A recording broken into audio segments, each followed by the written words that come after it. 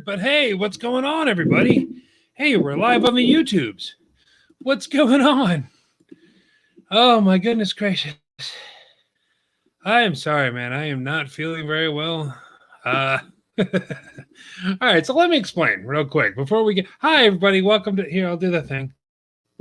Ladies and gentlemen, it's time to Rassle Rock with Rick Connor. What the F was that entire freaking promo about? Mark Kalbacher. She's like the James Ellsworth of women. And Corey Castle. I look like Paul London and Brian Kendrick mixed. Hey, everybody. What's going on? So, welcome to Rassle Rock, man. Welcome to the live TLC. No, what is it? What are we doing? Wargames. Oh my God, I'm a mess right now, guys. It's not good. It's not going good over here. Let me explain here. Okay, so yesterday I was filming a YouTube for Rassle Rock charity thing. I figured, all right, what would be a good video to make for YouTube to draw attention to charity? Well, it's a wrestling-based YouTube channel, so I'll make some wrestling themed drinks, some alcoholic beverages named after professional wrestlers. So I did that, and it turns out mixing rum and tequila and Tullamore and vodka and whiskey and blue Caraco and triple sec and all this other stuff at once, that does a number on your stomach. And I wasn't drunk. It felt like I wasn't hungover, like sick. I was like the sick that you get the next day or that night. So it was very, very nasty. It was just alcohol poisoning or something. I don't know, but it was gross and it was horrible. Oh dear God. But then today I was like, all right, what's a good drink? Well, what's good food to have when you're sick from alcohol? So I said, hey, a good one is get some fast food, get some greasy in you. So I ordered some Taco Bell, and I ordered a bunch of tacos, thinking that the people that live with me, my family, could be like, oh, yeah, great, tacos. You ordered tacos? Fantastic. Well, everybody left before the tacos got here.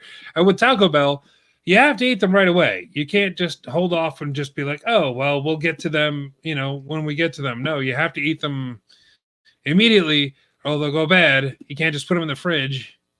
So I did that, and I ate like 12 tacos. So if there's an unexplained departure from me, you can pretty much guess what transpired, what's going on. But we're here today for Wargames, man. NXT Wargames. I'm excited for this. I wouldn't miss this thing for the world, man. I loved every time. WCW hit or miss with the War Games. Usually it's a hit, but every once in a while they put up a stinker. War Games, this is the third or fourth year in a row for NXT War Games, and each time it's been just a banger, man. It's been so good. We have 2 War Games matches. We have a men's War Game match, which I'm really looking forward to. The Undisputed Era versus Pat McAfee's team. They were calling themselves the Kings of NXT. I don't know if they're still doing that. But it was great. I actually missed NXT this week. We got a bunch of stuff going on here. Rassle Rock's a killer, man. I love doing it, but man, it takes its toll. It definitely takes its toll. So I've been doing that. But I'm really looking forward to that match. Hang on one second. Make sure I'm not. So okay. Well, we're live. That's good. So anyway. There's also a female NXT. A female War Games match. This is not going to be good. This is not going to be a good broadcast. I'm so sorry. I can't even bring up the graphic. Oh, come on, man. No, the graphics aren't working. All right. Well, I was going to pop on some graphics here, but female War Games match. We got Shotzi Blackheart, Io Shirai, Ember Moon, Rhea Ripley taking on Candice LeRae, Toni Storm, Dakota Kai, and Rachel Gonzalez. That's going to be fantastic. I'm looking forward to that. The last women's War Games match was a killer. It was definitely a banger right off the bat. and set up all kinds of stuff down for going on down the road. So I'm definitely looking forward to that. But we also have a bunch more matches. Cameron Grimes, baby, to the moon, Cameron Grimes.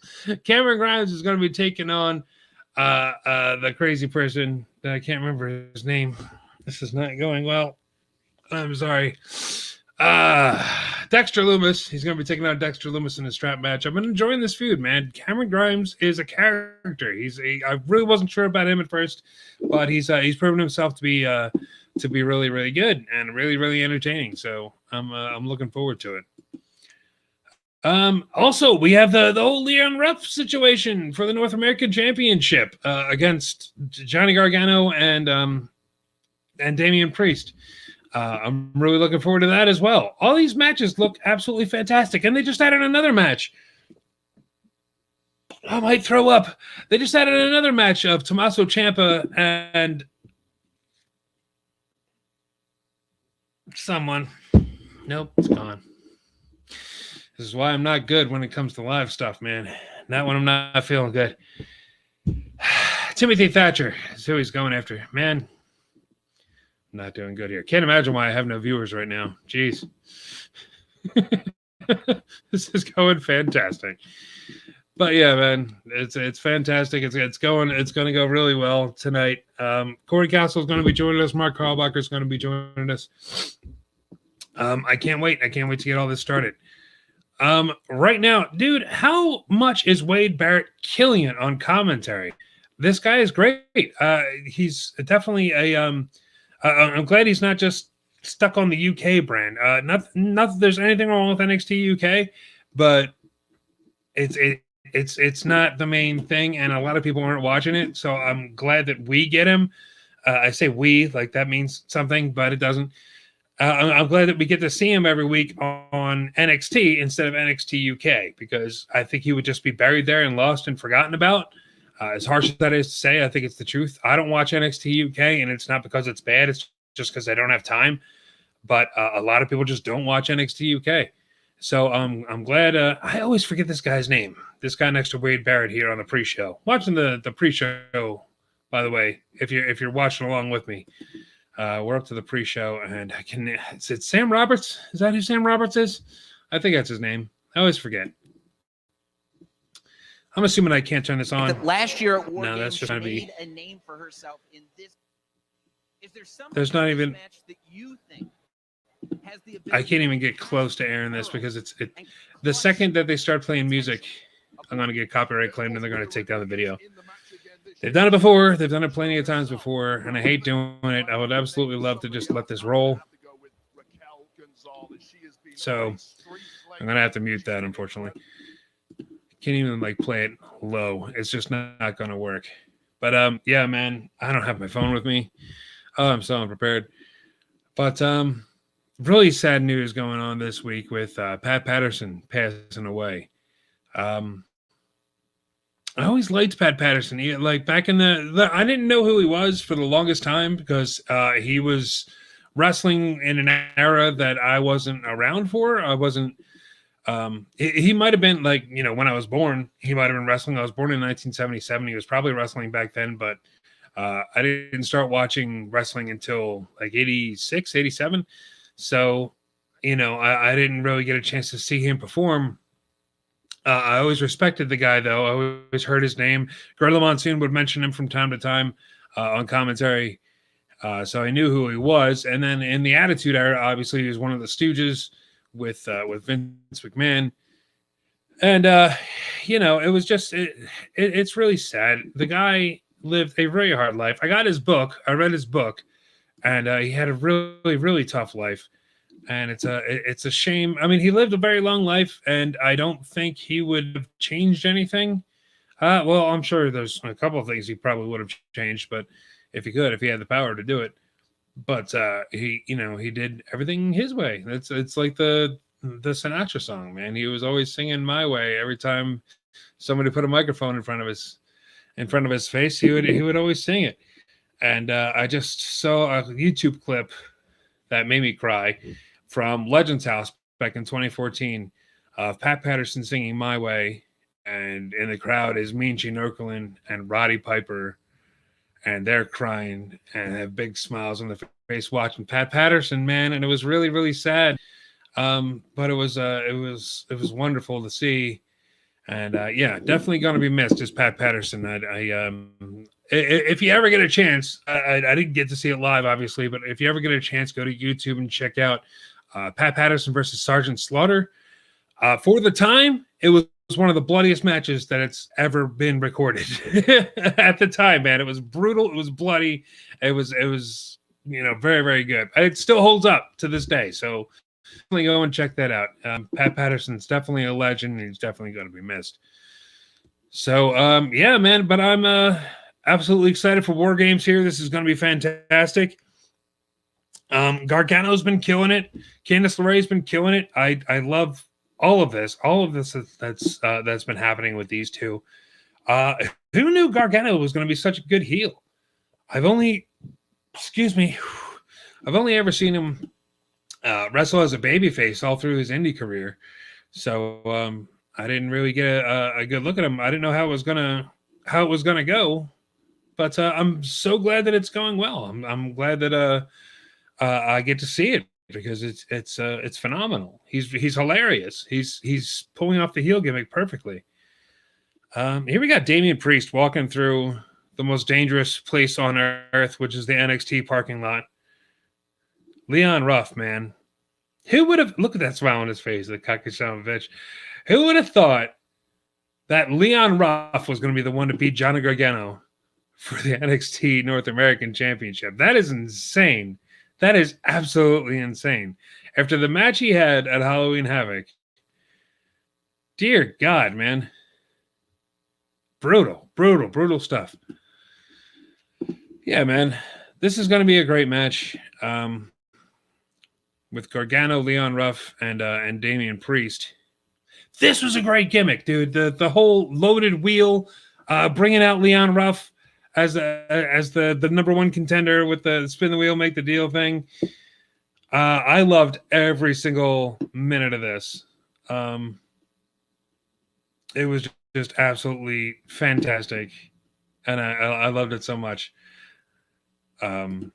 Just watching that watching the replay, I can't take my eyes off. I was like, man, they really did that. I can't believe it. And they tried to put the belt around his waist and it fell off because he's so little. That's adorable. It's just adorable. We had a big laughter in this scene when he went into the back and he's got the title, and Damian Priest is like, dude, you got to get out of here. He's going to come back and he's going to be all pissed off, and he just runs out. We were saying it's you know what? It'd be funny if he just like had to come back because he forgot to clock out. It's like, dude, he like calls up Damian. It's like, dude, I forgot to punch out. Can you punch out for me? No, dude. Come on. That's real sketchy. I don't think I can do that. Dude, come on. They'll slow me. No, call management. They'll understand. They'll understand that you just tell them that you forgot to clock out. No, dude, don't make me call Regal. I think it's hilarious. Oh my goodness gracious. And then Leon Ruff, of course, has to grow a set of balls. Oh, I'm just a joke to you? Couldn't just take it for what it was, right? God forbid. But this is going to be a good match. You know what? Leon Ruff is good. I know they're making him out to be a joke, but he's damn good. I mean, he wouldn't be there if he wasn't good. I'm curious to see what they're going to do with the rest of the talent they acquired. When they got Leon Ruff, they brought on like 8 people at once, I think it was. Joe Gacy's one of them people, and I want to see what they're going to do with him, because Joe Gacy is fantastic. You can see some Joe Gacy matches on my YouTube channel that you're watching right now. He's been in, I believe he was part of. Was he a part of the? I don't know if he was or not. Doesn't matter. I'm just thinking out loud. I know we have some WPW matches with Joe Gacy, usually teaming up with Drew Gulak in WPW, which is very interesting to see. Very fun. We have some matches where he won the DCW No Limits Championship in Dynamite Championship Wrestling. Those are some great matches. I believe we have a match of him taking on not Jigsaw. Who's the other one from Chikara? J-Ro. Jolly Roger. I forget what he called himself. I know he changed the name. I forget what he called himself. But anyway. Well, we have some guests joining us right now. If you hear that little ding, here comes Mark Kohlbacher. What's going on, sir? What's up, man? What's up, man? I just How you sound doing? weird. I sound weird? Yeah, you sound like you're in a I helicopter. sound weird? Oh, that's not good. I don't know. I sound good to me. I don't know. This isn't good. I don't know. Let me mess around with some things, and I'll get back to you on that one. How you doing? Maybe it's me. Maybe I need to jump out and jump back in. I don't know. I got a new setup going here, so I'm not entirely sure what I'm doing here. I don't know. Everything looks right. I can't really tell. I think I'm doing okay. Let me see if I can listen to myself back. This is going to be fantastic. Gargano's been killing it. I don't know. It sounds okay to me. He's gone. Oh my God. So what's going on, everybody? Everybody enjoying the show, the pre-show here so far? What is going on in the bump here? Checking out a little bit of the bump. I don't know who these two people are that are talking on the bump right now. It could just be the bump that we're watching suddenly. Is this part of the... Yeah, no, this is part of the pre-show. Who is this guy? I don't know who they're talking to. I'm sorry. I don't know. But, yeah, man. Totally. You want to jump on private chat and talk to me? I'm here, man. I'm here for it. There's my door. Giving away the illusion. I'm breaking the fourth wall, man. Oh, no. I had this all set up. What happened? There's my ceiling, everybody. Hang on a second while I play with this. Now Mark got me all confused and paranoid, and that's not right. No. Come on, camera. Come on, camera. You're messing with me now. Don't fall. Oh, this stream is going fantastic. Absolutely fantastic. This is great. So, yeah, man. If you missed it, I'm not feeling very well right now. I'm a little sick from drinking, but only because I mixed like eight different alcohols at once. Yeah, it was like 3 sips of each drink, and I was done. I was on the floor. And then today I had like 12 tacos. So it's going to be a little bit of Montezuma's revenge. If I run off suddenly, you'll know why. I'm either going to be puking or I'm puking one way or the other. Just, you know, peeing golden diarrhea colored yellow out of my... no, never mind. Anyway. So, yeah, man. Strap match. Dexter Loomis and Cameron Grimes. Cameron Grimes, baby, to the moon. To the moon, Cameron Grimes. Love Cameron Grimes to death, man. Oh, we already lost a viewer. Just me talking about the rainbow of butthole flavors that's going to come out later on. Wonderful, wonderful. I'm definitely an entertainer for all ages, for all types, and I didn't even see this. What is this?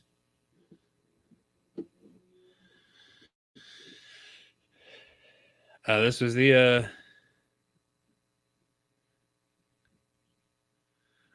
what is the illustration here?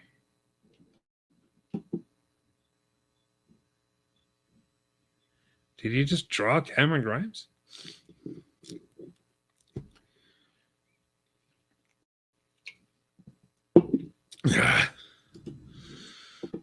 I guess. I don't know what the illustration was about. I guess he just drew Cameron Grimes running or crapping himself or something. We had Mark Kohlbacher. I don't know what happened to him. He tapped out. He's like, oh, I'm going to log out and log back in again. But we're getting ready to start here pretty soon. Just about ready to get the show started proper. Everything you've heard so far has been the podcast version. This isn't good, man. This is not good. I can't do the show by myself. That's why I do it with two other hosts. Oh, man. But yeah, 22 minutes of me talking about how sick I am right now. It's going super fantastically well right now, man. But a strap match between Grimes and Loomis is going to be awesome. Nope, I'm good. Okay. Yeah, I feel bad for WWE this week, man. Like this Wargames pay-per-view has to be great because the winner is coming pay-per-view from AEW was so unbelievable. Oh my god, I'm sorry. Well, if I throw up live on camera, that'll be a good Wrestle by Rock video. But Sting returning out of nowhere. I don't know how he's going to be used, if he's going to wrestle, if he's just going to be, how many legends do they have in people's corners right now? So be interesting to see what they do with that. And Kenny Omega. What? Kenny Omega beat, I almost called him Dean Ambrose. It's been a while since he's been that. But yeah, man, John Moxley getting beat by Kenny Omega. And then they're like, yeah, we'll talk about it on Tuesday. And everybody's like, what, Tuesday? And you're like, yep, see you on Impact. And we're like, what? That was insane. That is absolutely insane. Like, just close your eyes and think about that for a second and see how insane that is, man. Kenny Omega is going to be the AEW heavyweight champion on Impact this Tuesday, talking about AEW. So everybody's all up in arms trying to figure out, what is happening, what is going on with the relationship between AEW and Impact. Is there? I mean, obviously there's going to be, if they're talking about it live on television. So, it's curious to see how far that's going to go. Are we going to see some Impact superstars on superstars? We're going to see some Impact wrestlers on AEW. It'd be fantastic if we did. God knows, I would love to see Deonna Purrazzo and like pretty much the entire Impact Women's division on AEW, because AEW is not really doing too well with that. I personally want to see Marco Stunt versus Ken Shamrock. That's just something that popped up in my head. That's something that I would absolutely love to see. So I doubt that's going to happen, but it'd be wonderful to see it. I definitely want to see it, man. Really curious as to what's going on. And it wasn't that Raw and SmackDown were bad this week. Like, Roman Reigns killed it. Absolutely, it was great. But nothing monumental, nothing to really write home about, nothing to be like, oh yeah, Roman Reigns is a god now, because he is. I mean, that's the character. I love the character, by the way. Like, it's I didn't know this is something that should have been happening 5 years ago. Is Roman Reigns being this good of a heel, and Jey Uso just accents that so well. I can't wait for Jimmy to come back and see what happens there. Destroying Otis, destroying Kevin Owens, and then turning around and beating down Jey Uso. It's like, how many times do I have to tell you? And he's just beating the crap out of Jey Uso in the middle of the ring. Like, Roman Reigns is absolutely great. Randy Orton and The Fiend. It looks like they're going for like an Alexa Bliss on a pole match or something. Like, what is this?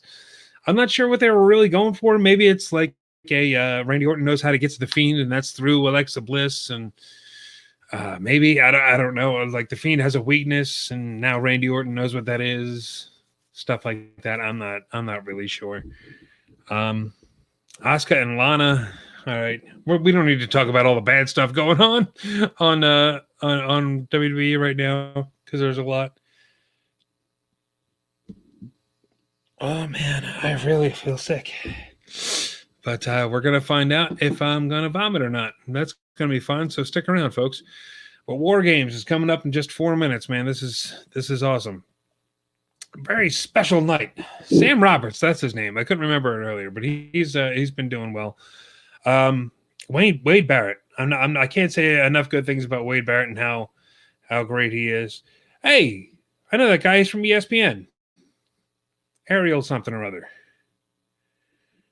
What's he doing on? That's pretty cool. They got somebody from ESPN. It's always good when they have somebody from actual sports come on and talk about wrestling because it just makes it just legitimizes it a little bit more. I always really like that. So very, very cool. Yeah, man, 3 minutes. Dear God in heaven. Interesting to see what they start with. If they start with a Wargames match, I think they did that last year. They started with the women's Wargames match and ended with the men's. I can absolutely see them doing that again. Unless they just want to turn around and do 2 Wargames matches back to back. I don't know. I don't know what they're going to do. I hope they start with the Wargames match. I think the women's Wargames match started off last year, and it just it got everybody up. It got everybody feeling good, and it was a great match. So I'm thinking that's what they're going to do this year as well. We got some just to wrap up the podcast version of this. We're only doing half an hour podcast if you haven't figured that out. By the way, who wins wrestling? Kenny Omega. Just to get that out of the way. So, yeah, man. Just to wrap up the podcast version of this, we're going to stop here. We're going to do the podcast sign off for the people listening. And then we're going to come right back and watch Wargames. And we hope you stick around and watch Wargames with us. But for the podcast version, real quick, before I forget, December 20th is the TLC pay-per-view, and we will be doing another watch-along like this. But also, because it's in the middle of Rassle Rock, I will be doing a 12-hour live stream from 10 a.m. to 10 p.m. Eastern Standard Time. We're going to be playing some games. We're going to be recapping some stuff. We're going to be doing some watch-alongs of other things, reaction videos to old matches of myself, of Corey Castle, of Nick Burke, maybe some Niles Young, and it's going to be really cool. So check it out, man. It's going to be a really good time, and all proceeds. It's going to be a charity live stream. All the proceeds are going towards Project Health. As of right now, everything's going to go, not Project Health, Partners in Health. Everything is going towards that. We're going to be selling some of our T-shirts, and all the proceeds go to Project Partners in Health for that. Sorry, what is Project Health? I don't even know what that is. Partners in Health. Also, it's part of Red Nose Day. That's a whole going, I believe, all month. No, actually, I think it ends on December 20th. So it might be part of that as well. I'll have more information soon. But yeah, 12-hour live stream, doing it for the charities. And that's going to be coming up on December 20th. So stay tuned for that. We're going to end the podcast version of this here. So I'm Rick Connor. Mark Kalbacher and Corey Castle should be coming up pretty soon.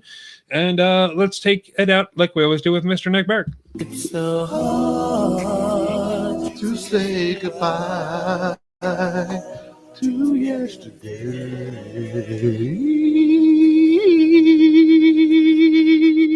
Join us again for another episode of Rassle Rock. This has been Jay Davis speaking. Good old Jay Davis, man. All right, let's start this podcast off. Let's start this live stream off right, man. They're lower in the cage for Wargames. I'm in for it, man. I'm going to go grab my phone. I have to find out where Mark Kalbacher and Corey Castle are. I'll be right back. Please enjoy. I don't know. I don't have any music or anything loaded up. Here, enjoy this clock.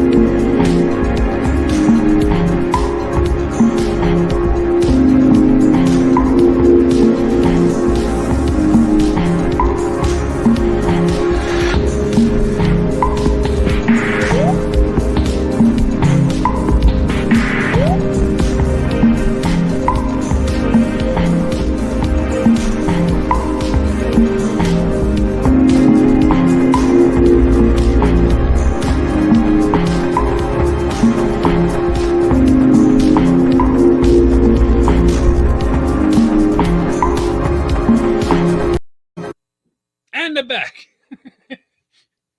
Didn't realize you could see me behind the clock. But yeah, man, let's start it off right, man. Let's start it right off. Let's get this War Games match going on. Look at this recap here. Look at that. I know I say it all the time, but man, WWE does such a great job with their video recaps, like the video packages that they do. I'll never stop saying it. These are always so great. I'm always so impressed. There's a dream job for me, man. I would love to be able to do stuff like this, and like even just like if I could be an intern. Can I be an intern for this? Can I do it that way? Oh my goodness gracious! Hey, look at who it is. Hi. Hey, buddy. Hi. What's going on? Oh, am I echoey? Can you hear me okay? Am I echoey? Yeah. No, I was echoey to me for a second when I just said hi real big. Are you live? I actually We're live, buddy. Yeah. I didn't turn on takeover.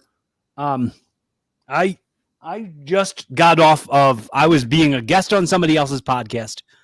So I was just 2 seconds ago, got off the call with them. Their podcast is called the American Slacker Podcast. I don't know where the damn TV remote is. Hang on a second. Man, just when I think that I'm unprepared, Corey Castle comes on and shows me up. Oh my goodness gracious. Thank God somebody else is here though, man. I'm floundering. I'm floundering big time. Who's this Vic person with Wade Barrett here? I don't know. Vic Jacobs or whatever. Vic Jacobs, is that his name? Yeah, that's the guy who does a commentary on NXT, right? Got me. After they got rid of Mauro Ranallo, I stopped paying attention. Yeah, but they got Wade Barrett. So. I don't know how long I can broadcast on here because I know I have to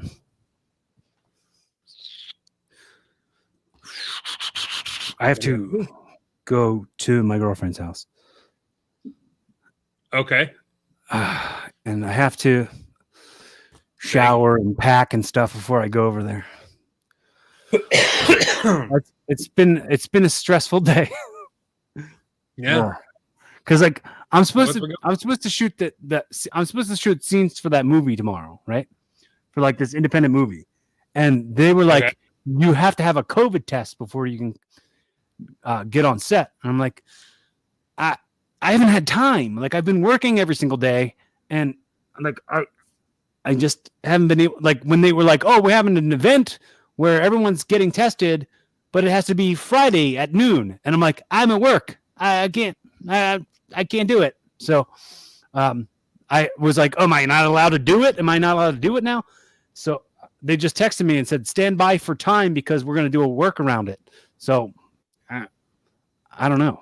So how are they going to work around a COVID test?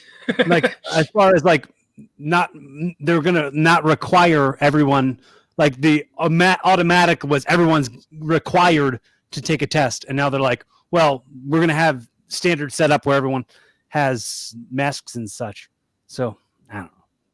Horrible idea. Well, everyone else is tested except me. So I'm going to be the only one ruining it for everybody. I'm not. That's not good. I don't think they're going to work around it just for you, by the way. I think it's going to be like, oh, a bunch of people didn't get tested, but we'll figure it out. Well, I think it's a small set. I think that there's only 2 other people that are on with me. And I think that everyone else is tested. So I had a test and I don't have the results, but I mean, that's from October. So it's an older thing. And they were like, well, we might just be able to go with that. Right. I took a test back in October. What? I mean, that's, once you're tested for life, right? Well, it's also like I'm close contact with other people who've been tested pretty often. Like, I don't know. I'm stressed out enough about it. Don't stress me out more. I'm sorry. So Ember Moon, huh? Yeah, how about that Ember Moon? Dude,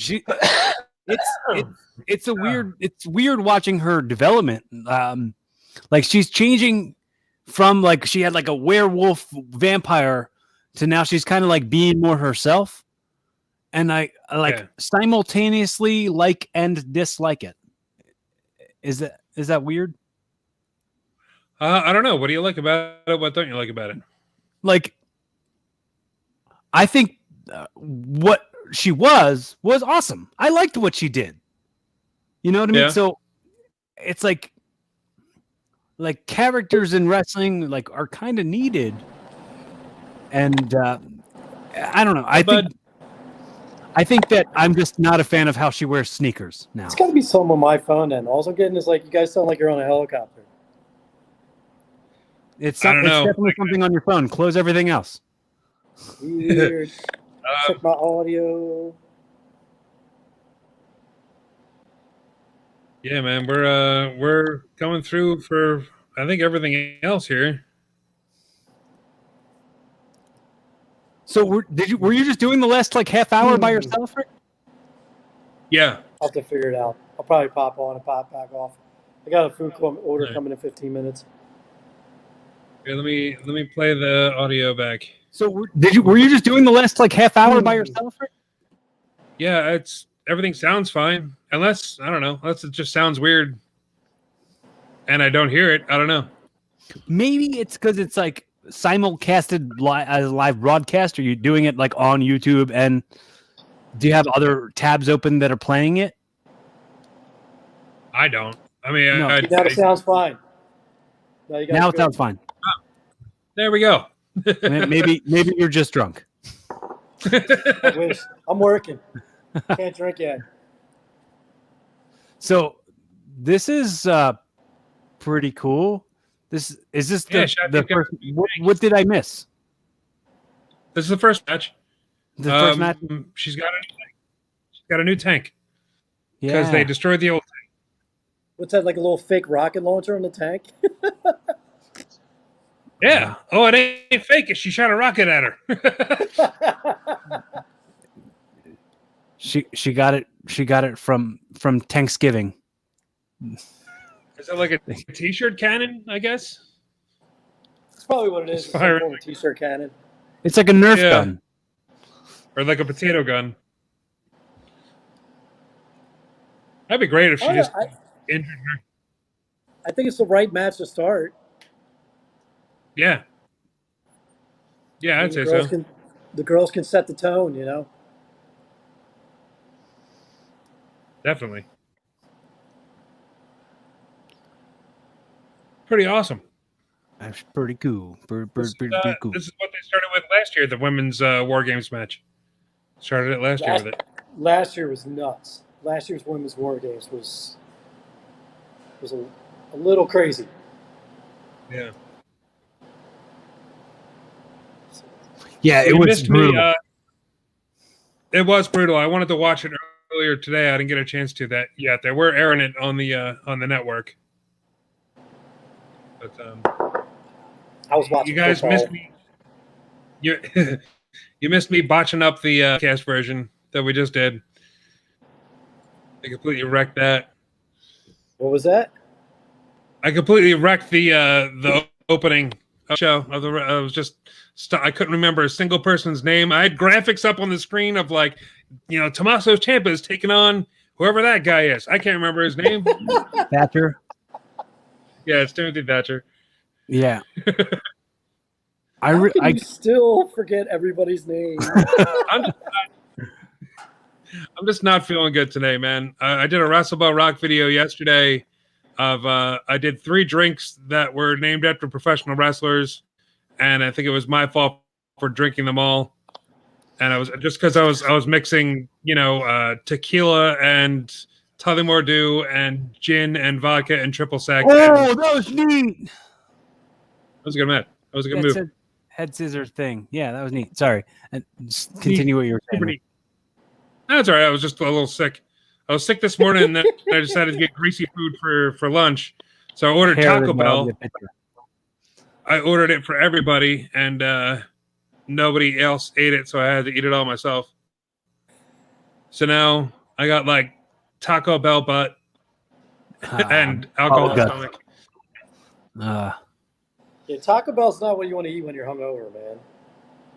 No, I'm very, very sick right now. So if there's a sudden departure, you'll know what that's about. If you suddenly see me not being here, it's like, oh, he's in the bathroom. You got taco tummy, and you're hungover. It's bad.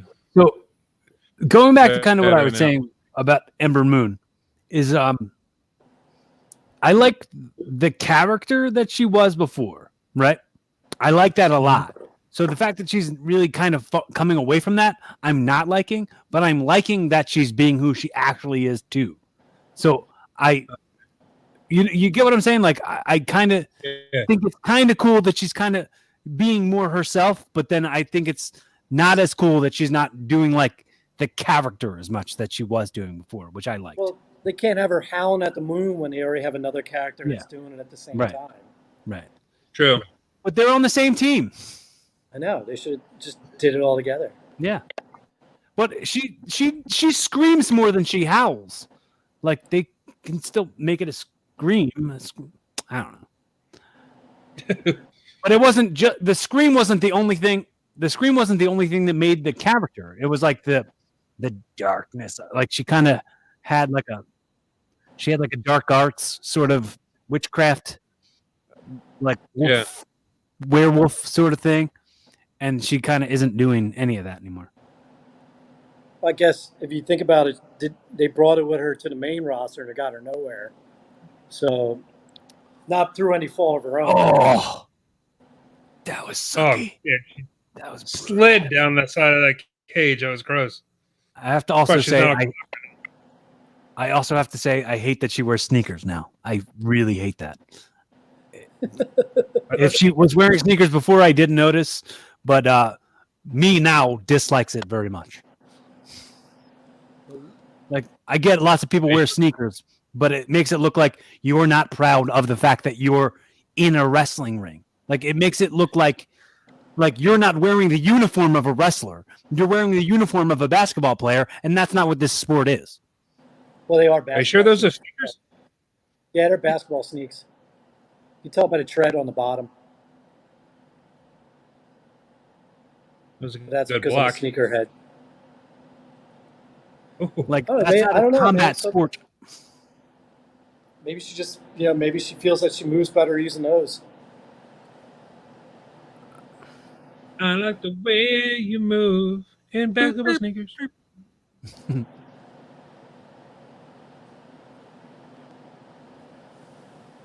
mean, it's a good choice for the two openers. I really, like I said, I think the Dakota Kai in the last year is really gotten better. Ugh. Stiff. Wasn't bad. Gotta try something new here. It was good. It was good. I know that move and I know that hurts. I won't say I liked it, and I won't say that I disliked it. It just was vicious looking. Oh, but there's a bunch of women in the ring. Corey's immediately upset. bunch of women in the ring. This is nonsense.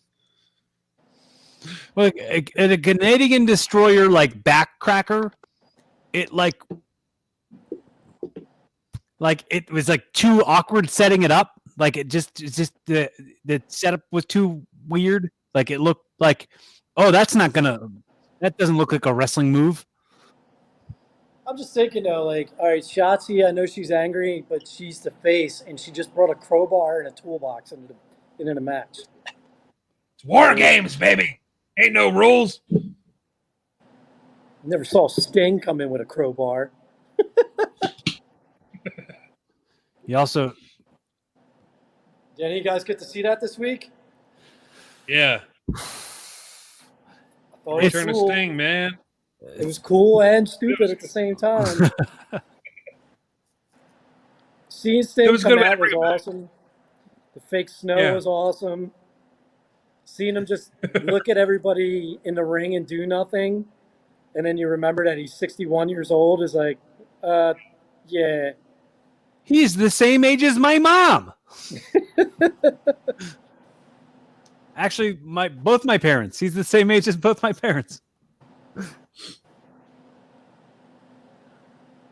I mean, you have to remember, you know, like you said, it was cool seeing him walk out, but it's just why? Why is he there? He's not going to wrestle.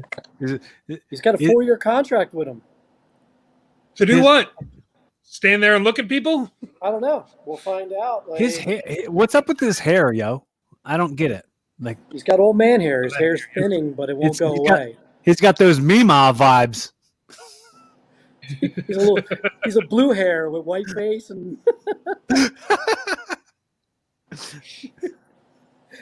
Can we make a T-shirt of Sting sitting in a slot machine? It says Sting Mima vibes. Just putting quarters in a slot machine with his blue hair. Like a little oxygen tank up his nose. The one good thing is, like, hopefully he'll get the right send off. He won't go to WrestleMania and get destroyed when he should have won that match, and then then hurt himself in that buckle bomb that he took, which he should have never took ever. Yeah. I'll be right back. And how about Kenny Omega?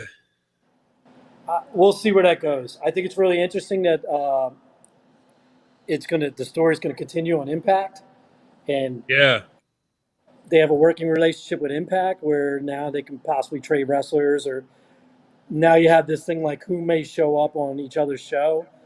Like I said, Impact benefits more than AEW with this, with the exception of the Good Brothers. Yeah. And I'm thinking maybe a couple of the female wrestlers, because the rest of Impact is their group of wrestlers are not good, man. They have a couple guys in the North or solid tag teams, so seeing them maybe against the Young Bucks or something like that might be cool. Yeah. But I think this really benefits Impact more than anything. Raquel's in there now. Yeah, we got Raquel. See the ladder match with her this week. Really solid stuff until the end. But I'm really starting to like her. Yeah, me too.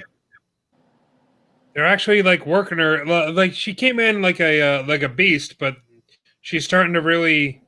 She's one of those people that they fast track just because how big she is, but she's actually starting to be good. Like she's actually entertaining to watch, and she's becoming a good worker. I don't know who they got her training with. No, she's I think she's just a solid wrestler. I think they tried to push her more of a, like you said, a power, like a monster type. And yeah, she's tall, but she's not like huge or anything like that. And I just think she's a solid wrestler. Yeah. I mean, if they work more on her personality, which will happen soon, I think she could actually be something, at least in NXT. Yeah. I don't know about the main roster. I don't think anybody should move up to the main roster until they figure out what they're doing with the women they already have. Right. But I honestly see Shotzi up there within the next 6 months. For some reason they see her as a star. I mean, NXT does. I don't know about the main roster. Like, main roster just seems like a death sentence for women these days. Well, not only that, like, her look isn't that much different from Ruby Riott. Right. I mean, depending on your taste, she might be slightly more attractive, but Ruby's a better wrestler. And then Liv Morgan's pretty much in that same mold. So, like, you're going to bring another girl up that's basically like those two, and you haven't done anything with them? Like, I would feel bad if she got moved up. I think she could be a bigger star here.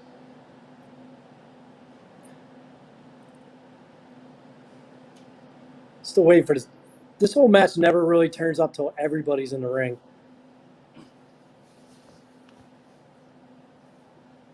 I mean, I don't know if it's ever turned down though. I mean, that was nice. That was actually really nice. Some of this stuff has been nuts, like that, like seeing Dakota Kai's like back scrape across the thing and her just falling. Well, she just did basically a catapult like double lariat, which was really nice looking. Yeah, it was really sweet. Just kind of a face move. The double lariat's usually like a face comeback move. Like, see her That's true. That. I got about an hour, guys, and then I gotta start wrapping things and like getting wrapping presents. Christmas time, wrapping presents. No, I have to pack stuff for that shoot that I'm supposed to do tomorrow, and like I completely forgot. Like my mom asked me, every year she does the Christmas cards around the border. She asked me to make time for that tonight, and I completely forgot.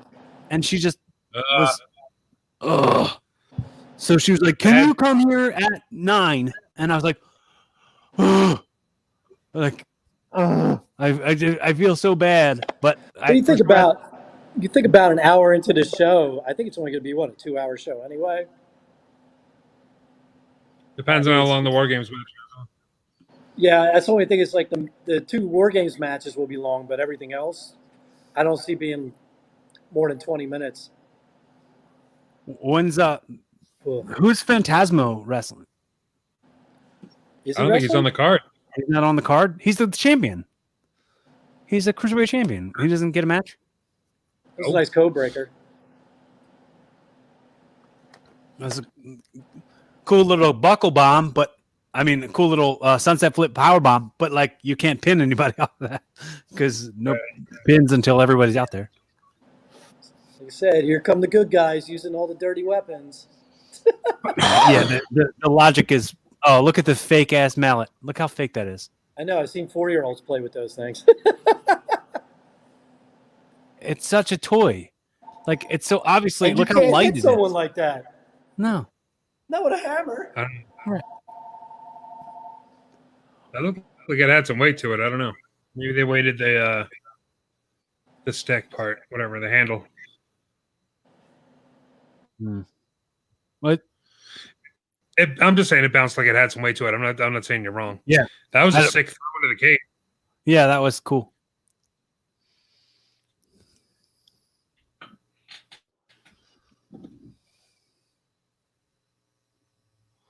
I love how you're immediately like, look how fake wrestling is. It's just a silly little prop. Thanks for crushing everybody's spirits and ruining everybody's good time. Buzz Killington? Yeah. Who wants to hear a story about a bridge?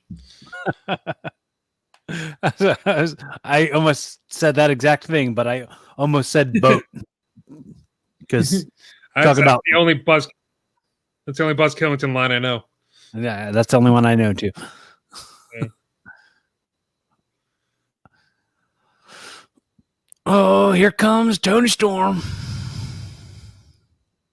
What? Evil Tony Storm. Put all the props. Oh man, how many are there? Here we go. Now we got 3. That was like 7. Or like 7 kendo sticks in the ring. Oh man, I'm not doing well. Can you see who's live watching with us? What's that? Can you see who's live? Who the live watchers are? Are you able to see that, or is it only you who can see that, or is that all of us? I don't. I mean, I can see that there's 4. I can't see like individual names. Okay. So we have 4. Yeah, I can. 4. That's about right. There's more people in this match than people watching along with us. Yeah, you know. Send out a couple tweets, man. Be like, hey, watch our stuff. That usually helps. You got a pretty good online following. No, I don't. No, I don't. Meh. No, I don't. Meh.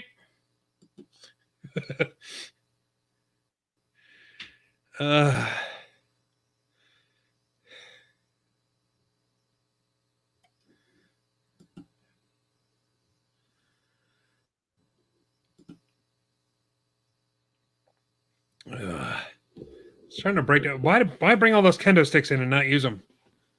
Pick up a kendo stick. You're just stomping. Let's go.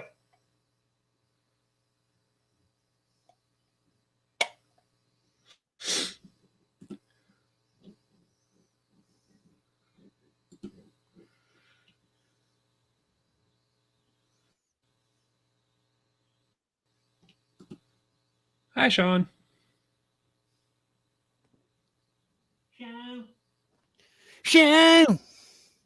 Sean. That's a Foo Fighters song. Is it? Sean.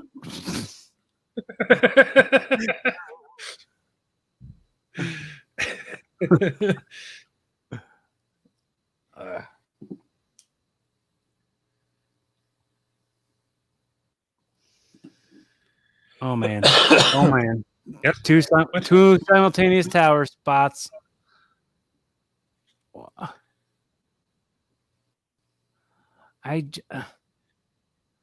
Yipes! All that happening. Crepes. Awesome. Yipes. That was cool as hell. Yeah. Cool as hell. It was cute.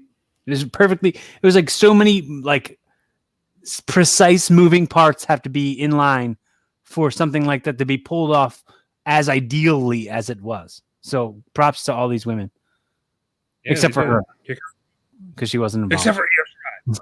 Damn you, Io Shirai. Damn. A ladder.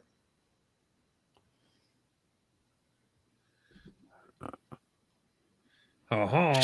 She's got a ladder infection.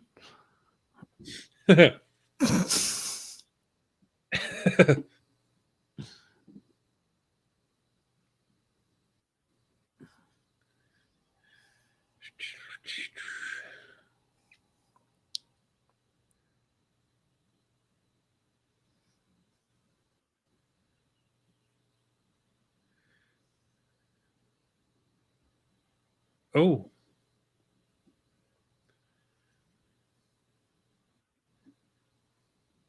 See that spot on Raw with Jeff Hardy and Elias where Jeff Hardy almost cracked his skull open? Yeah, dude. Stupid. Yeah. I was like, why did he do that? Stairs. They think they would have moved the stairs out of the way or put the table where there isn't stairs. What the? And that was all Jeff. Like Jeff. Yeah. Jeff should have known about that. Like, he would have myrtleized himself. Yeah.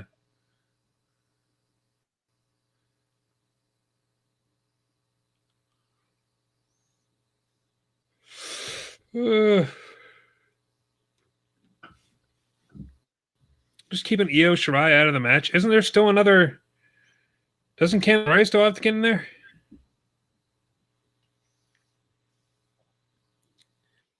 I guess. Yeah, she's still sitting. Sean! Sean!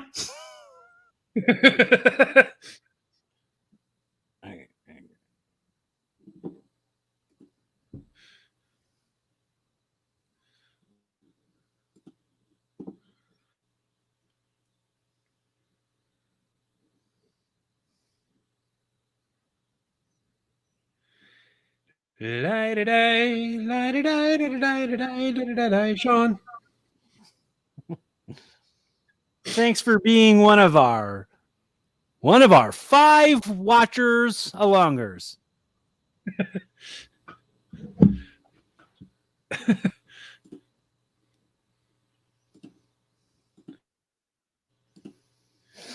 You're one of the Rassle Rock watcher-alongers. Thanks for coming out. Wrestlers. Rassle. What is she doing? Oh, she's holding it closed with a belt.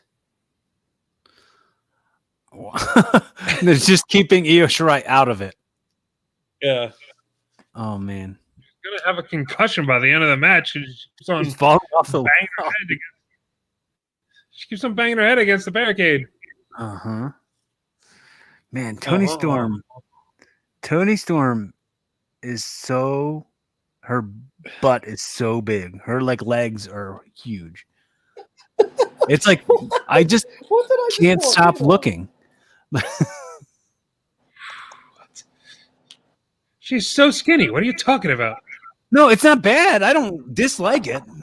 Like her humongous butt. Who's that? Andy Hartwell. Andy Hartwell. With her neck brace. She's like broke ass Ariel and Nix.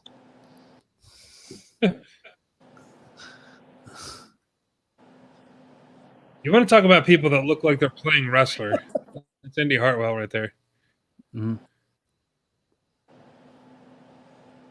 Is she related to someone? Didn't they mention that when she Well, first we're all came in? related to somebody. However, I'm the son of a zilch. I don't know about y'all.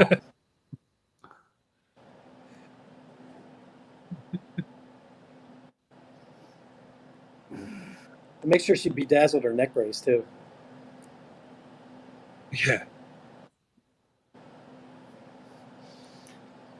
So they locked the cage door. Oh, was that in the face? So while I was taking orders, is there anybody left to come in, or is this it? That's everybody. That's everybody. Candice LeRae was the last one. They still haven't let Io Shirai in the ring. What do you mean? How they really botched that surprise? Who's going to be the fourth person? And instead of having a surprise like last year when KO came out, it's Io Shirai. It's like, thanks guys, thanks. There's no excitement at all. Yeah. Thought maybe it was Charlotte coming back because you haven't seen her in ages. Yeah, that's what I'm saying. Maybe they had to have somebody out and it fell through. So they're just like, yeah, whatever. Io Shirai then, I guess. Here's the world champion. We didn't have a match for it. Speaking of, have you been following the whole KO? Dude, what an end to SmackDown this week. Oh, man. Yeah. Roman Reigns just murders everybody. Yeah. It just beat the crap out of Jey Uso.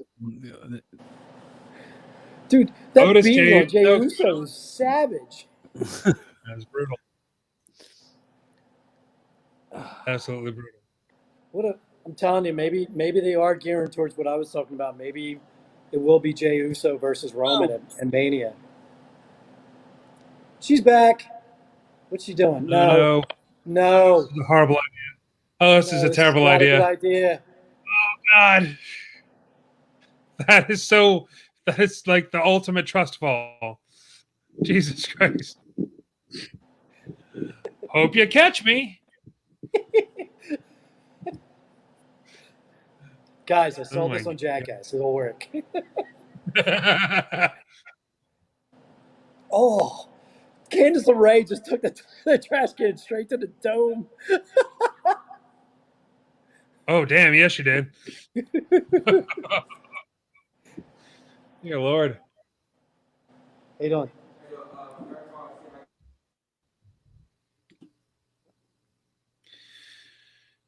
Corey, I don't know if you saw the Michael Law thing at ECWA where they botched a dive.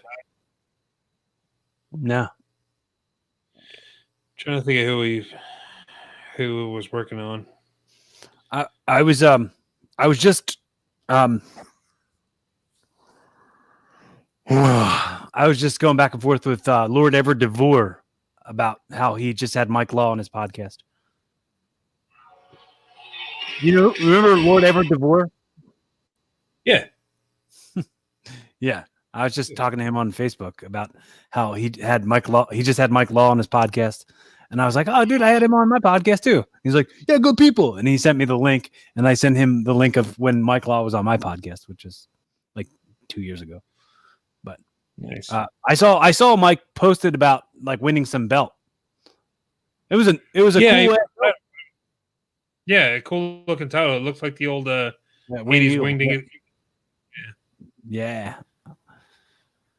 But I didn't see anything about a dive or anything. I haven't watched any of the videos. I just see whatever like he posts pictures and stuff. He was working Joey Ace. Oh, okay. Who I don't know, but I don't know. Joey Ace just kind of sidestepped him. Cool. And he went crashing into a chair like a jerk. Dives are dumb. Stop doing them. Stop doing them. Stop doing them. Just stop doing them. Let's see if I can. I don't know if you guys can see it or not. If it's going to come through. Not really. Not really. How about you hit play? Nah, that sucks. I'll just post it on social media. Never mind. Well, darn. Well, darn. Well, darn. Looks kind of to me like that happened on purpose. Yeah, it's kind of gross. Like it was a work. Oh, like it was a work? It was definitely not a work. I mean, I could only saw it this big, and it was. Yeah. But why would you immediately like fake? Why would I show it to you if I didn't think it was a bot? Because you're a Mark who gets worked sometimes, dude. Just so like you, jackass. Yeah, I know. I wasn't saying you were the only Mark who gets worked. We all get worked sometimes. God, I'm just gonna post this, and then you can do with it what you will. You're like, oh, I'm just gonna send you a punch in the face over the phone. You're gonna look at my phone, and it's gonna be like, whoop. Oh, you missed that little act out that I did. I missed it. Sorry, what happened? I said, I'll open my phone, and it's gonna be like, what? Dude, what are you guys arguing about now? I don't know. I tried to say that there was a wrestler that botched something, and he's like, "That was a work, brother." And I'm like, "Come on, no, it wasn't. I know it wasn't. I'm also from the industry of professional wrestling. I was also in there with you. I know what's a work and what's a shoot." Oh my god, gross! That was gross. Yeah, she got. Oh I no! don't think that was Out of that supposed to trash happen. can. Oh man! Oh dear God! that was embarrassing. Oh no! It's just trapped in a trash can.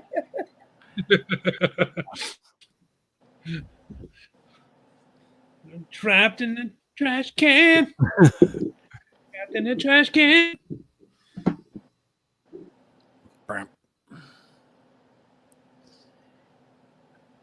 Dakota Kai's putting a good showing in this. Mm-hmm. Besides basically crimping Io Shirai in a trash can. Well, that's not really her fault. It's just sort of a lack of planning. It's just WWE using those whatever prop trash cans they get. No, those are probably real trash cans. Probably real trash cans. Probably from Walmart. Walmart trash cans. Is she gonna do the stunner move onto the chairs? The chairs. Leg drop. Maybe stunner a leg drop? move. Oh dear God! Why would you?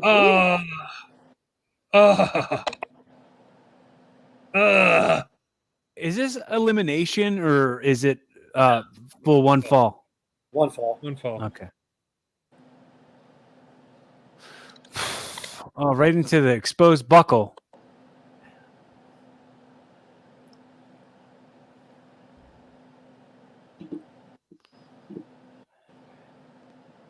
Vic Josephs is the guy's name. What did I say earlier? Vic Roberts, I think he said. Okay. Yeah. The Pat McAfee had another great shoot this week on NXT. Yeah. The first thing he did was say, "Shut up, Vic Joseph." First thing he said. Oof. Did you see her land on her head there? That was neat. Yeah. Eesh. So to make Tony Storm the heel, who's a natural baby face, and Rhea Ripley the face, who's a natural heel. Hi. Sure. Beyond Burger. You and your Beyond Burgers. Silly Americans. I just went to ShopRite like earlier, like this morning, and got Beyond Burgers too. Yeah. Yeah. So I had the ones from Burger King. They're not bad. The Impossible Whopper. Impossible Whopper. Yeah. Yeah. I've had those. Yeah. Over the summer they had like this special barbecue pack, and it was like Beyond Meat, and it was, you know, the plant-based burger. It was like a 10-pack of them, and I never saw them again, but I was super stoked about it. And like, we had the big fryer thing out, and Chris made like a bunch of them, and we just feasted on some summertime barbecue special Impossible Whoppers or whatever. Yeah, Beyond Burger's good. Yeah. I've had those, the meatballs, a bunch of the other stuff they make. Beyond Sausage. That I haven't. I haven't had that either, but I see it at the grocery store all the time. Ah, god dang! Why?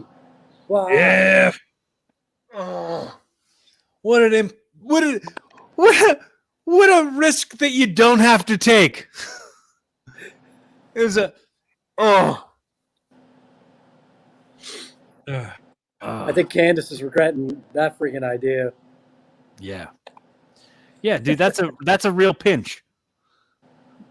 Yeah,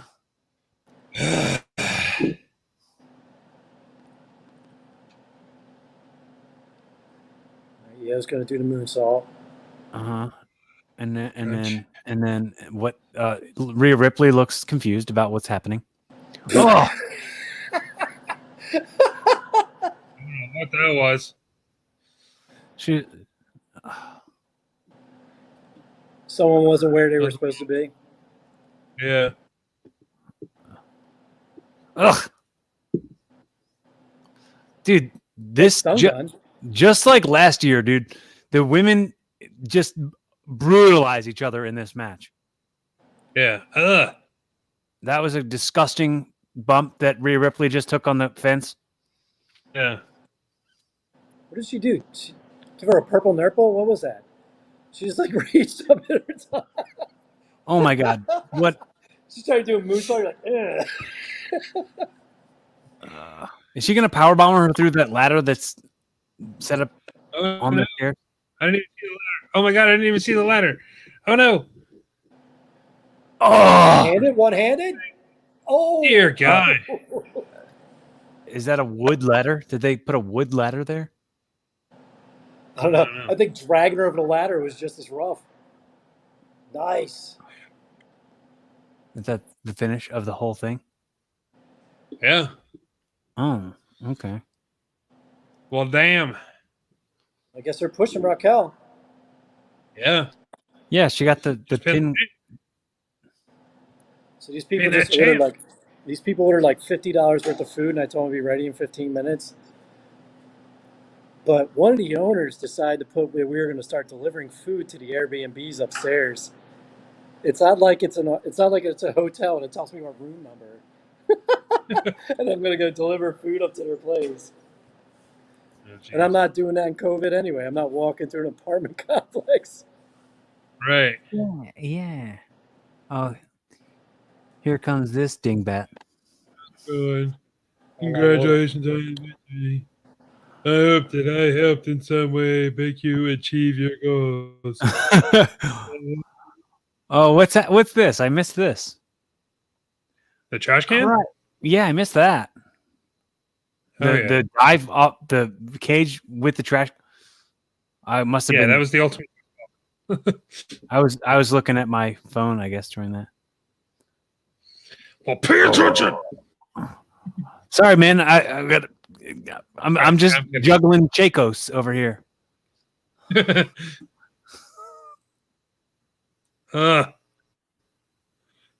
So many things hurt. So many things are hurting.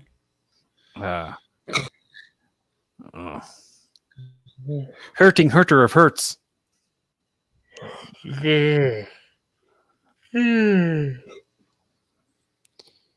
What if we all leave right now? It's just the people watching are just seeing our backgrounds and us not in them, because I have to pee right now and I'll leave, and then you can leave right after that. We'll all go away to pee and see if we keep this 3-1 that we got going on right now at the top. It's already 2-1 because you said that you were leaving, so it's already dropping down. It's all because what is this? Oh, toys.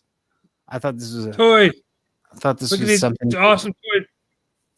These awesome toys that walk and talk on their own. We really are in the future. Oh, that toy can do a 450. Yeah, no, my God.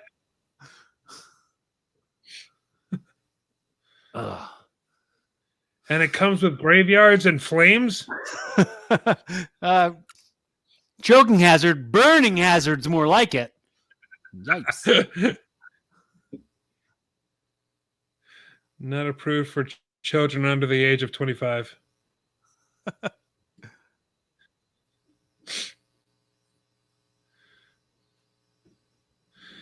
And the one here, I'm pretty sure is it's just a Facebook like. I don't think that's people watching on Facebook. I think, yeah. Oh, only one? We only have one like. I'll say as that little girl on Rocky says, "Screw you, creepo." Hey, that's Victor Nash. Thank you for the like, but tell your friends.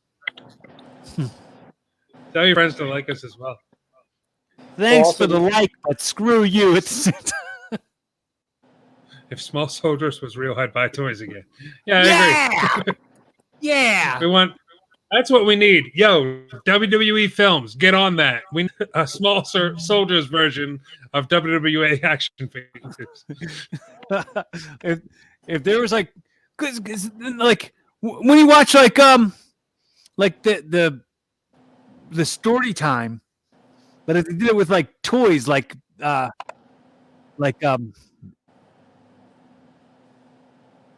Robot Chicken. What? If they did like Robot Chicken on the network with all like the story, like the WWF wrestlers.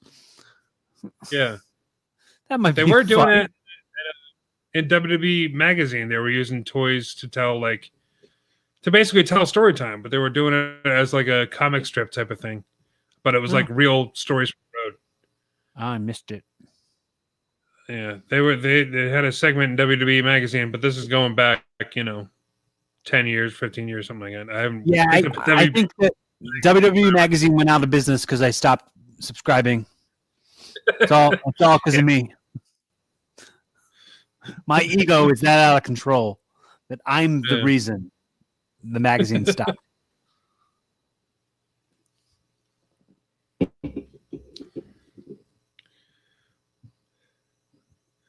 They didn't go out of business. I canceled my subscription. They were canceled because of me.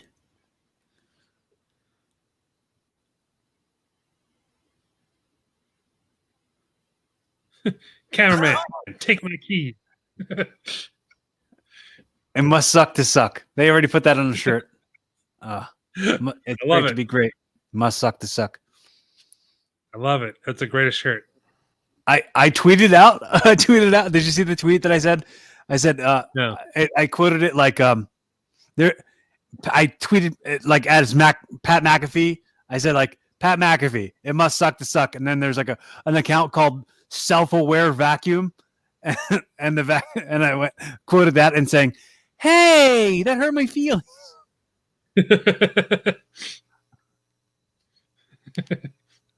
Hey, that's nice.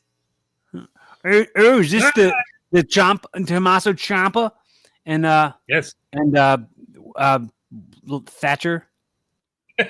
You forgot his name too. It's Timothy not just Thatcher. Me. I forgot his first name.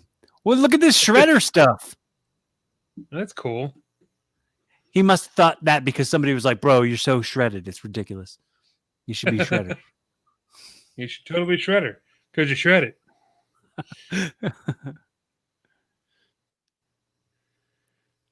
It's cool. I like it. Some people are going to say it's cheesy. I love it. I don't care.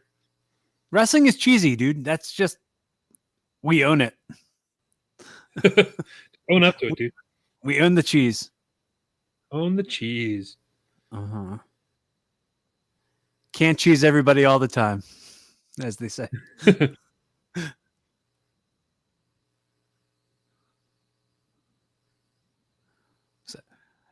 You can't please everybody all the time. And last night, they were all at my show.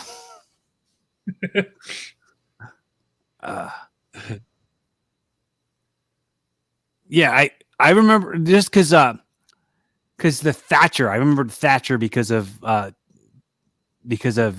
Thatcher, and they do the Thatcher's Thatch Can thing. That's how I remembered, but I forgot his first name.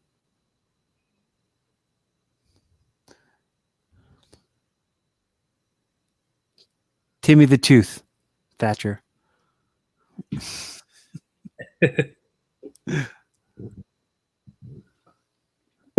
is going to be brutal. Yeah, it's. I bet you it's going to be probably match of the night. Like sleeper. Go to sleep. Headlock takeover. Reversal. All right. This is nuts. All right. I'm gonna tweet this out. This watch along, John. And sure. I'm gonna go pee. I'll be right back. All right. I'll take over from here. What's going on, folks? It's just me. It's the Rick Show. It's the Rick Connor Show. Welcome to my show. My name is not important. Welcome to the watch along of Rassle Rock. If you're just joining us, thank you very much. I very much appreciate it. Like, comment, subscribe, all that jazz. It's all very fun. It's all very good. It's all very, very well and done. Right now, Timothy Thatcher and Tommaso Ciampa. This is going to be like a pure wrestling match, like a grappler's match. This is going to be great. Very excited. Victor Nash, you didn't do a what do you call it for this match? A prediction. Give us a prediction on this one, man. Because I honestly don't know. I think it's right down the middle. Big Rick, yeah, my show. Oh, hey, what's up, Mark? What's going on? Did he leave already? No, he said he had to pee. Oh, I thought maybe Grey Wolf was going to fill in for him for the last hour. Grey Wolf, up on, man. Let's see you, bro.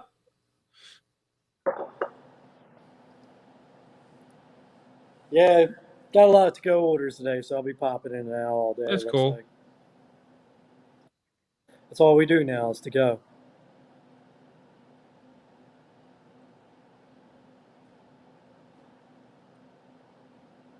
This should be an interesting match. I think it's going to be brutal and very technical. Well, that's what I'm wondering. Like,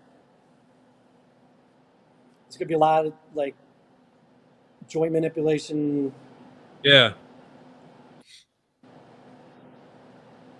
This is definitely. The thing is, this is not going to be for like the normal WWE fan. This match. Oh yeah. I was signed. I was like surprised they signed Thatcher in the first place because of his style. Yeah.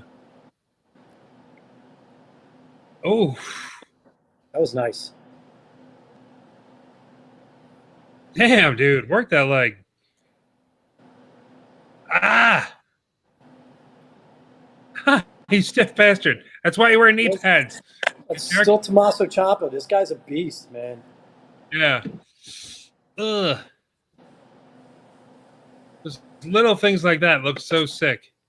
I mean, they don't call him Psycho Killer anymore, but he's still. Yeah. He's up there. He just. I just don't know what's going on with him. I guess they don't have a storyline for him, or they're just going to use him as like getting some of the other guys over before they move him. They do something with him again. What is the appeal? What is the appeal of having your tights look like cargo pants? I don't know. I happen to wear cargo pants, and they don't look like that. Just to let you know. I definitely don't have gold crotch. Gold crotch. You don't have a gold reinforced crotch? Yeah. I don't know. Maybe he's got stuff in the pocket say he needs later. You know? Yeah, he needs later.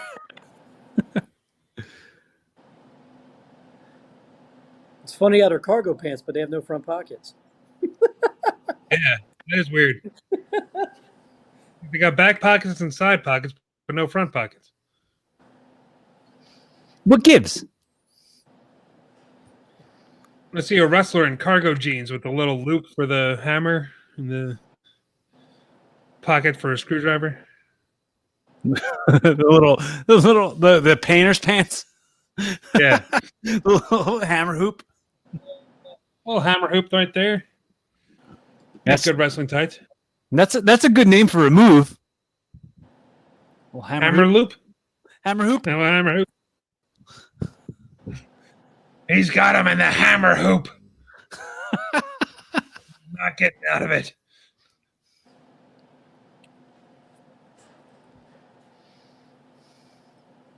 What's up, girls? Timothy Thatcher definitely looks like someone that should have been wrestling in the 70s. Yeah. He just got that that brutal. He's so lean. Yeah. It's kind of like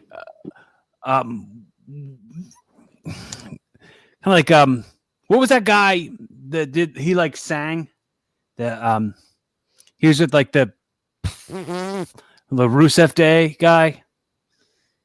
Oh oh my god. I don't know. He's kind of built exactly like that guy. Oh my god. Yo, comments. Help us out. Who the hell was that? Comments. Who is that guy? Comments. Yo, chat. Yo, Sean. Chat. Yo, Sean. Yo, Sean. Sean, come on. We know you know. It's like, oh, what the hell is his name now? He's in AEW now, right? Is he? I don't know. Or Impact. I saw him pop up somewhere. Oh. I know he got fired with the whole Black Wednesday thing. Oh. Rusev Day. Not Gotch. No, Gotch was his partner. Gotch was his partner, and they were the vaudevillians or whatever. Yeah. Vaudevillains, I guess that was. All right. Aiden English. Thank you very much, Sean. Sean comes through. This is why Sean has his own theme song. Sean! All right, Sean. You're good. You're good, Sean. Thank you very much. Good. Hang on. I'm getting a phone call from a number I don't know. Hang on. Oh, man. Oh, hang on a second. It's the Rick Connor Show again. Hey, everybody. What's going on? Welcome to the Rick Connor Show.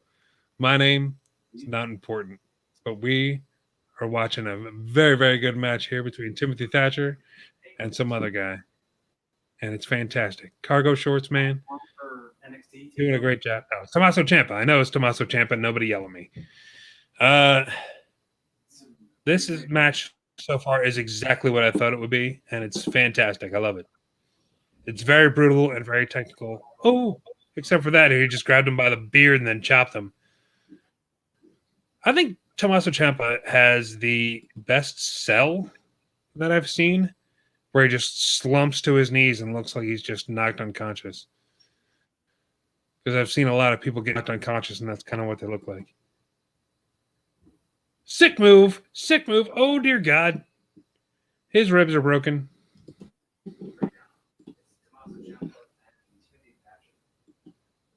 Oh, my sweet Lord.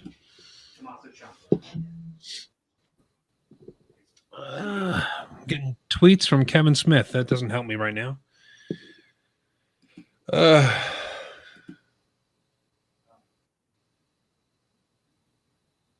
I love matches like this. It's like that.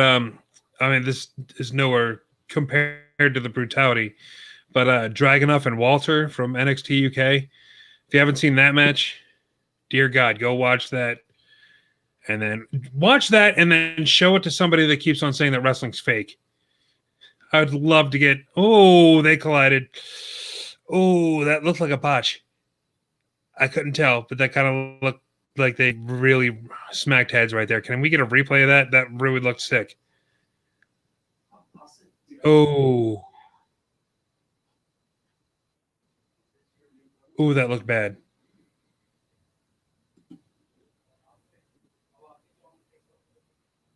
You can tell when something sick happens and they don't show an instant replay that it was a botch. Because it's like, okay, let's not show anybody that. Let's just move on. Yeah. All right. See ya.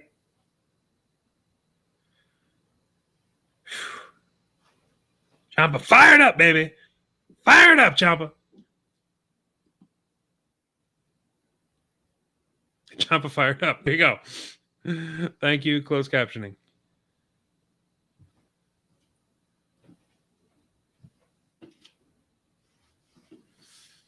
It's the Rick Show, starring me. I'm Rick. It's the Rick Show. And we got to lots of go. Oh, hey guys, what's going on? Hi. Welcome to the Rick Connor Show. I'm not Rick Connor.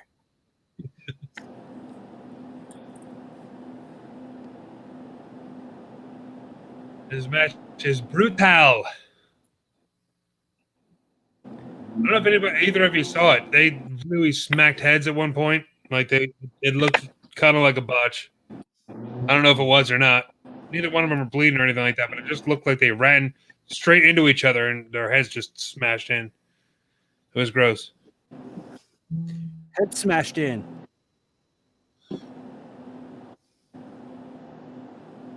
That sounds gross. Maybe it'll be in the replays after the match is over. Fairy tale ending. I was going to say.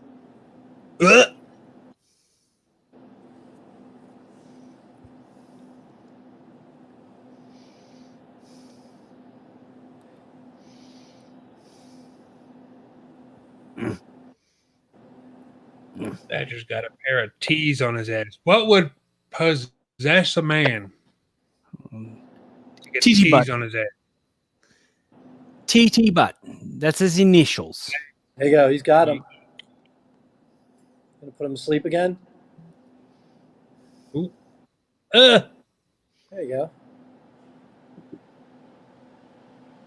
Thought he was gonna do the Hogan thing.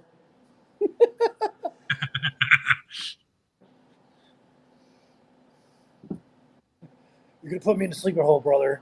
When my arm drops the third time, I'm doing one of these. I don't even use the sleeper hole. You're going to put me in the sleeper hole, brother. 1, 2. Then I'm going to hold up.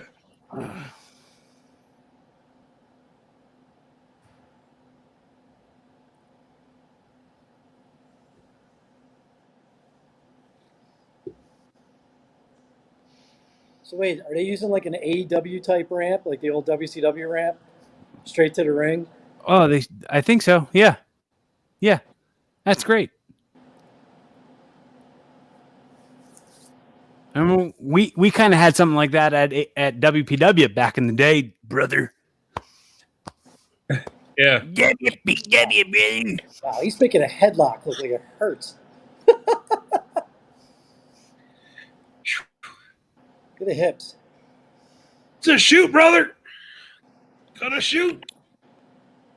His ears bleeding. So maybe that's where you saw the head knock. Maybe, yeah. Oh yeah, that makes that plays. What's that necklace that he's wearing? I don't know. Oh, now he's punching him right in the ear that's bleeding. Gushing from his ear. That's so gross.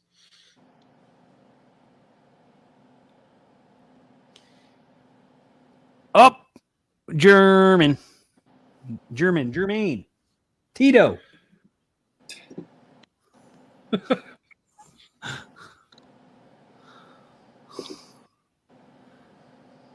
Timmy the Tooth. Let's say the stature of he has cauliflower ears, doesn't he? Yeah. They tend to rip like that. From headlocks. Headlocks will do that. I like it though. It adds to the match. And it looks way more realistic than bleeding your forehead. Yeah. Yeah. He's got boogies. Yeah, he does. Ew. Boogies. German. What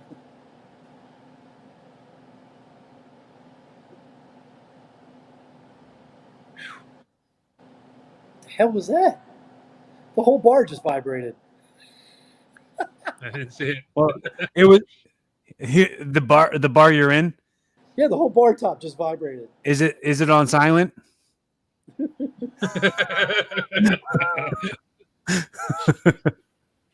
on a second. I got it on silent, guys. Marky's bringing up. I was hoping it was an earthquake. It was going to swallow this whole place. So I don't have to serve anybody in the Airbnbs anymore. One girl online ordered and put a tip in and then just signed it. You still have to sign the sheet when you show up to get your food. And she put negative 54 cents of her tip on there. They expected me to take 54 cents of the tip that she gave me off. Why? I don't know. That's how it works. On the paper. I hate when people expect you to do the math for it. Like, I hate when people say half a dozen and don't just say 6. Come on, I have to know how much a dozen is for me to know what half of a dozen is. Don't make me do the math. Just say what you mean. Well, who puts like a negative tip?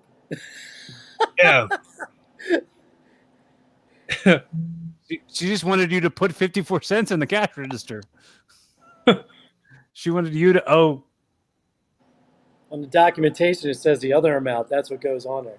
This is the crazy stuff we deal with ever since COVID, man. Like, people are weird now. And they think because they're wearing a mask, like, I'll, like, not remember who they are or all this, like, garbage things they do to, like, employees. Hold on. People are garbage in general to workers, to servers and waiters and bartenders and people behind any kind of register.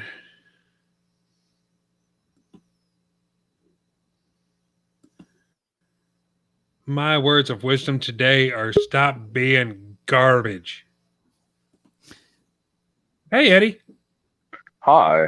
Hi. What's up? How you doing? What's up, dude? I can't sign into the WWE network, and it's frustrating me. Well, you're just gonna have to miss it and just hear us talking about it. You're missing a good match. Why do you give me bad emails and passwords? Hey, that stuff's supposed to be on the low, Eddie. You're not supposed to blow up my spot like that. I think you did it wrong. I honestly don't think I gave you the wrong thing. I'm looking at it. It's exactly what you gave me. You should double check what you said. Okay, what I gave you is exactly what I use and exactly what other people use. The works fine.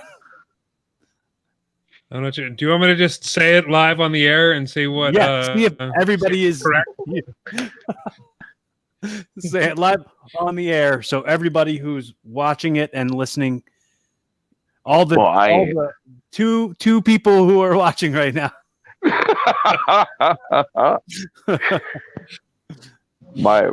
not that much of a boomer. Come on now. I don't know. I don't know how else to put this in. It's exactly what you sent me. Killing me, James. Corey. I think whatever.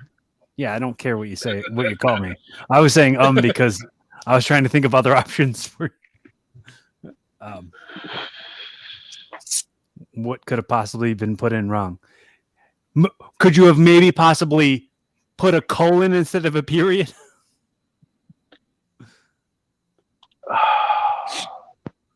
That's what it is, though. Uncle Nasty Fingers 25. Colon. Oh, come on! Oh, sorry. No. The entire internet. Okay. No. It is my fault. What did you do? It is my fault. Did you get it to work now? We shall see. There's Damian Priest. Damian Priest getting ready for his matchup against Leon Ruffenhagen and Johnny Gargano, same face. Johnny, same face. Johnny, same face.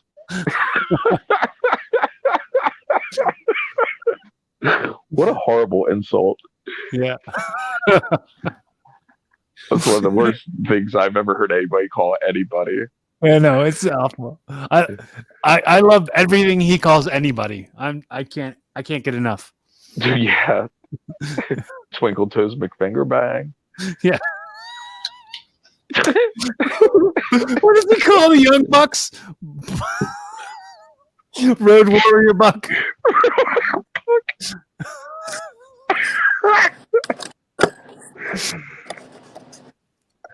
Who's the mystery We got guest? Eddie Valentine on with us. Hello. Hello, sir. Hello. How are you? I'm doing pretty good. I think he said, "Who are you?" I don't think he said, Who am "How I?" are you?" He said, "Who are you?" I don't know anything. Any of you have been seeing that I've been putting on some WPW matches and some Pro Wrestling matches on YouTube? Oh, I gotta check. Yeah, I've seen them. Yeah, I've seen them already. I don't. don't. What? I've seen the ones you've been putting up. Yeah. Except for recently. Explain this to me and make this make sense to me. Why does it bother Cameron Grimes that Dexter Lumis is showing him drawings of himself? This is just burying Cameron Grimes, who is fantastic. He's great. But what's great about him is that he has the ability to not take himself too seriously in this angle. Why? I don't know. They're making him a clown. Why? Why is he scared of this guy? Because he's scary. He is not scary. I didn't say Dexter scary. Lumis is not scary. Scary. Nobody's scared of Dexter Lumis. You know what would be a good gimmick for him? If he did a T1000 gimmick. I think it suddenly just morphed through metal. Yeah. If he was like liquid metal, it'd be perfect. What is creepy about this? Somebody explain it to me. Tell me what's scary about Dexter Lumis. Have you seen this boy?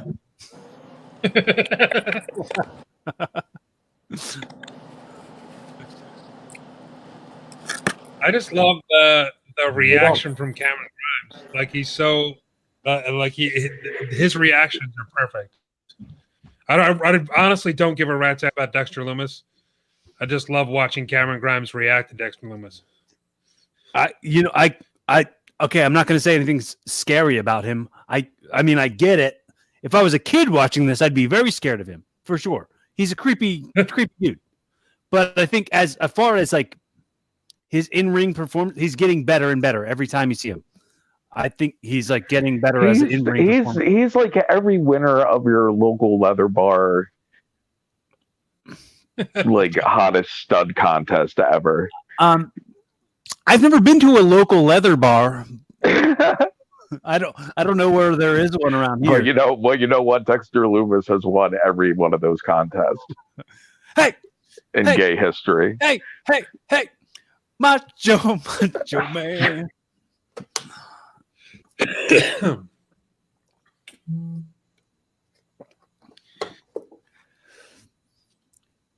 was homophobic. What? It was very homophobic. Oh, was it? Yeah. Can't village people when you're straight. No, I was talking about wrestling because of Macho Man. You see, Macho Man, Randy Savage, and that was, Donald Trump sang that song on SNL. Did you see that?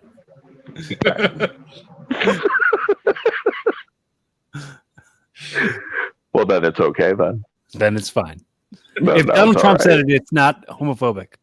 Because that guy's not homophobic or racist or anything.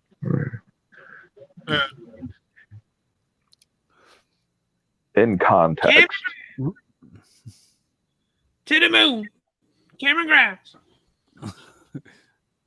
One of these days, Dexter, I'm going to punch you in the face.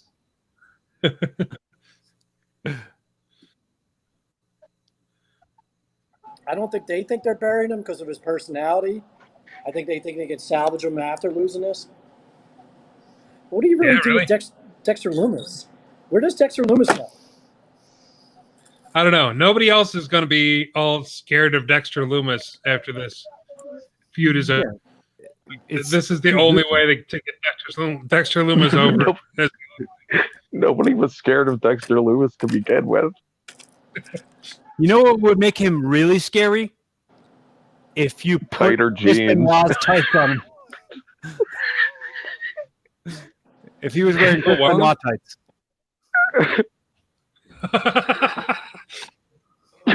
Give him the rap Wolverine tights. Have you ever been afraid of someone? Give him that music. Who thinks this is scary? Which of the writers thinks this is scary? Somebody was definitely pulled into a windowless van when they were a kid by somebody that looks like Dexter Lumis. No. Dexter Lumis, he looks like that episode of Rick and Morty when the guy took the bucket off his head. Whoever wrote this was a twank with a bad grinder experience. That's who thinks this is scary. I got an idea, guys. I'm going to base my wrestling character after a terrible serial killer show from 10, 15 years ago. What was the serial killer show? Dexter. Oh, the Dexter. last 2 seasons were absolutely terrible. All right. Do you think they're probably going to put Dexter Lumis over here? And it's such the wrong call. Cameron Grimes is fantastic. What? He's so good. I think he dresses like a basic bitch though. Leather vest and cheetah print. Come on, basic bitch. Well, that's because he's Southern, of course. And this is WWE, so Southern means fucking clown. Can you not say the F word there, sir? Oh, I'm sorry. I apologize. All right. Well, I will remember that in the future. That's my bad. You just look at Rick's face when you say words you're unsure of. Just look at if you see Rick all like lock up. Then demonetized.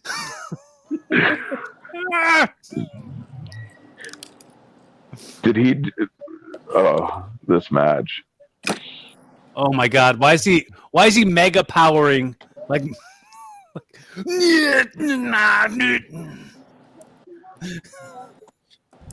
mega powering this leather strap. It sucks, Eddie. You missed a really good match with Timothy Thatcher and Tommaso Ciampa. I didn't like the lead up to that match, so that's okay. I do really like Tommaso Ciampa though. Who was over? I didn't think Ciampa. Put Ciampa over on that.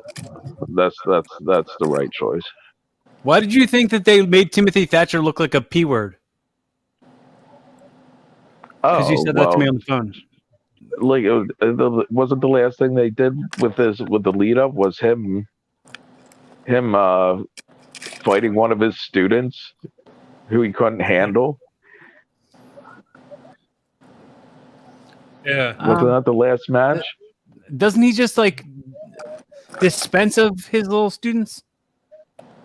Well, not only that, the entire storyline was for weeks he would just look at Ciampa and say, "I have no problem with you," and then run away. Yeah. Well, it doesn't make any sense. Yeah. Is it chicken poop heel? Well, it's one thing if you're just destroying people and like tapping them out and everything, but it just didn't make sense. It just didn't make sense. If you can't handle one of your own students, then why? And then you don't even want to. And then you don't even want to fight the baby face. Then then why do you want to see it? I mean, why do I want to see that? To be fair, I could handle my trainers. I could beat the crap out of my trainers. I beat them so many times. Ridiculous. So, Rick, did this really happen? That is lies.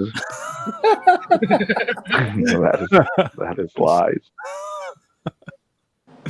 Did the strap fall off his arm when he went into that? No, it's still there. Yeah. I thought it fell off.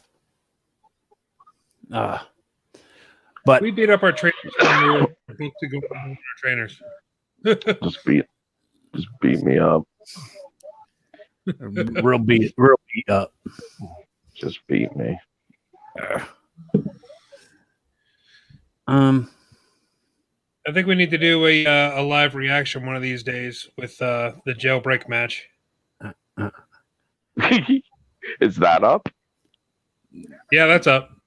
Okay. I don't want to because then I'll have to watch it, and I don't want to watch it. I would love to do that. I'm on board.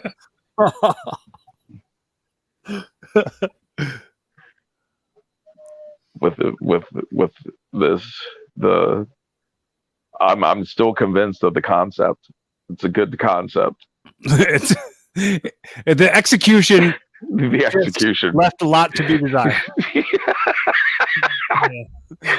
Yeah, to say the least. You know what? There should be a T-shirt that just says "The execution left a lot to be desired." Oh, Jesus! I hope that was padded on the other side of that. It had to have been. Yeah, totally it was. Because they didn't show a shot of the other side. Because, if it was concrete, you didn't see him fall on the concrete. You saw him just fall out of frame. Yeah. Still sick. Still not a bump that I would have taken. So, if you didn't have the network, how have you been watching NXT? Just on cable? Yeah, I mean, most of the time I just watch the clips anymore. That's the way to do it. I mean, every match is so long all the time.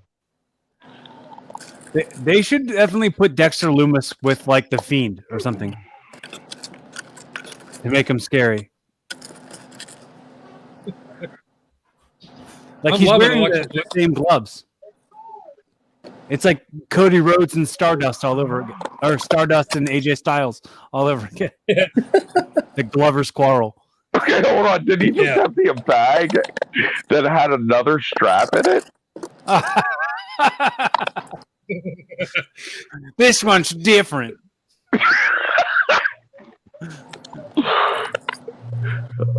Didn't see that one coming, did you? Did you, folks? So is he going to double? He's going to beat him with 2 straps? Why don't you put a bag over his head to strap?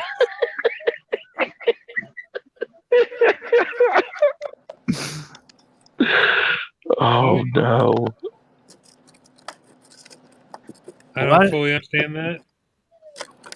What is the point of this match? Like, do they have to win like a count out? I mean, like a pinfall, or do they have to touch all the corners? Like, I'm upset because I am 99.999% certain the wrong person's going to go over in this match. Rick, how do you not get this? How do you make a strap match better? You have 2 straps. 2 straps.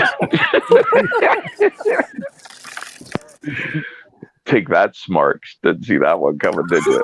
You thought there was going to be something else in that bag. Nope, another strap.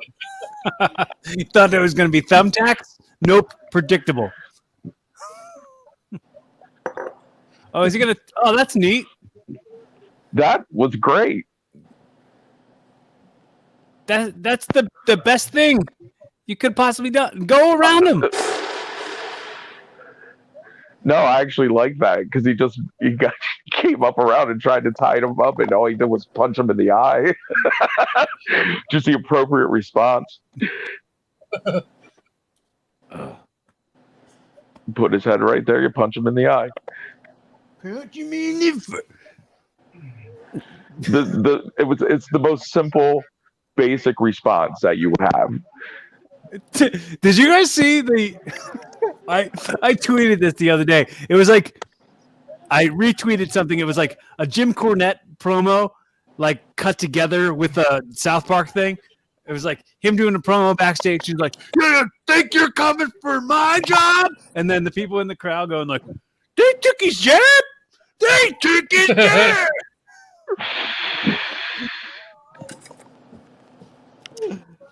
Oh no! Ouch!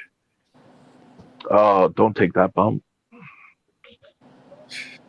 It looked like he landed right on his shoulder.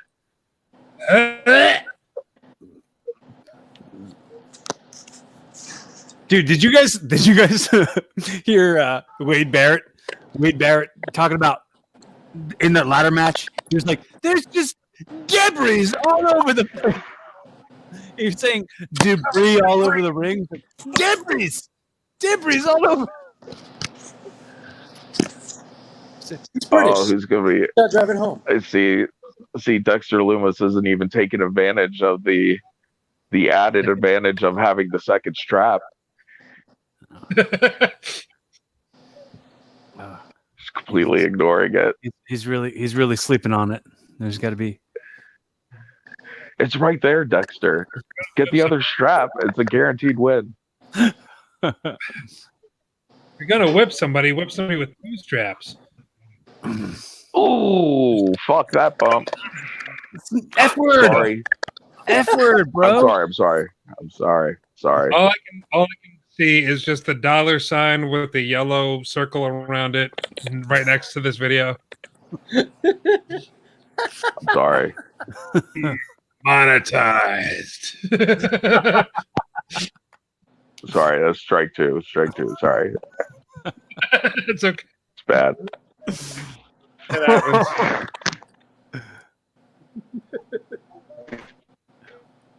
I don't feel as bad for the mistakes that I've made.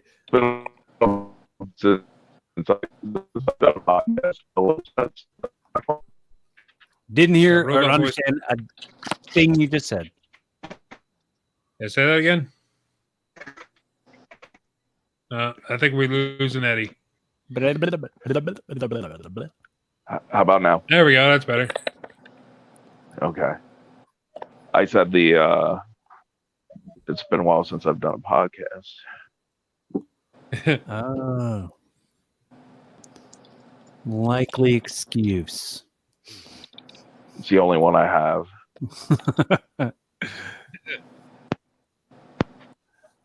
Do you think Do you think Dexter Loomis is an anti-masker? Is a what? Like an anti-masker? What is an anti-masker? Person that won't wear a mask? Yeah, you know, like those videos that are on Twitter. I think Corey has something to say about Southern people that will. I said Dexter Loomis. I didn't say Cameron Grimes.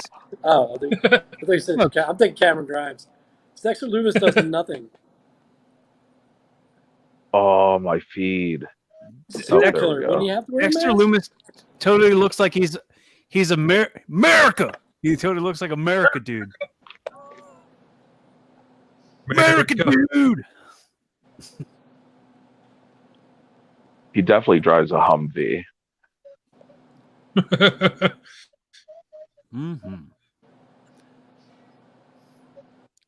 Talking about, he looks like he was Nice. he looks like he was at Normandy on D-Day, facing the ocean.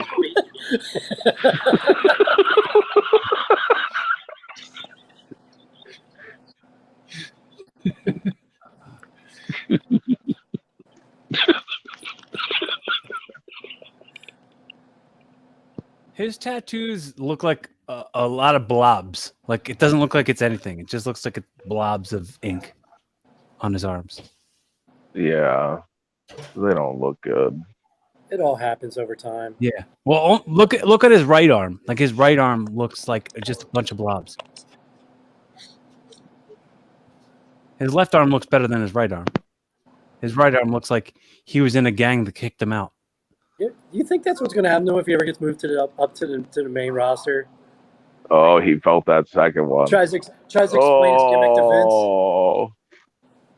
That he's a serial killer, and Vince is just going to look at him. He's like, "How do you look like in a brown uniform? Can we put you in one of those?"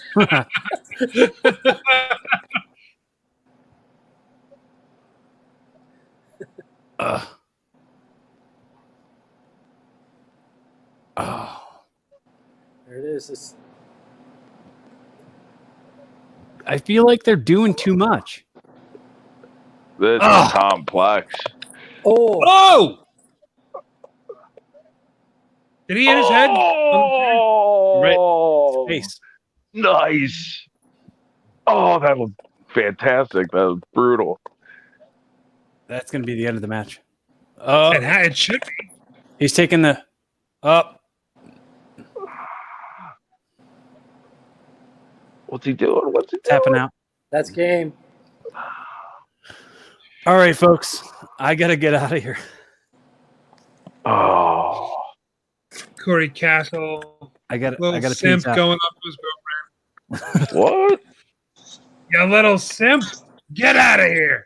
Well, Where are you going? I gotta do stuff at my mom's real quick before I go to my girlfriend's. I gotta go to my mom's. Love you guys. I hope you enjoy the rest of the show. I'll check it out as soon as I can. Oh, what a brutal bump. See ya. All right, bye. Have some fun. Heck yeah. At least they used the fact that he like tied up his legs to help like stop him from trying to get out of the move. Yeah.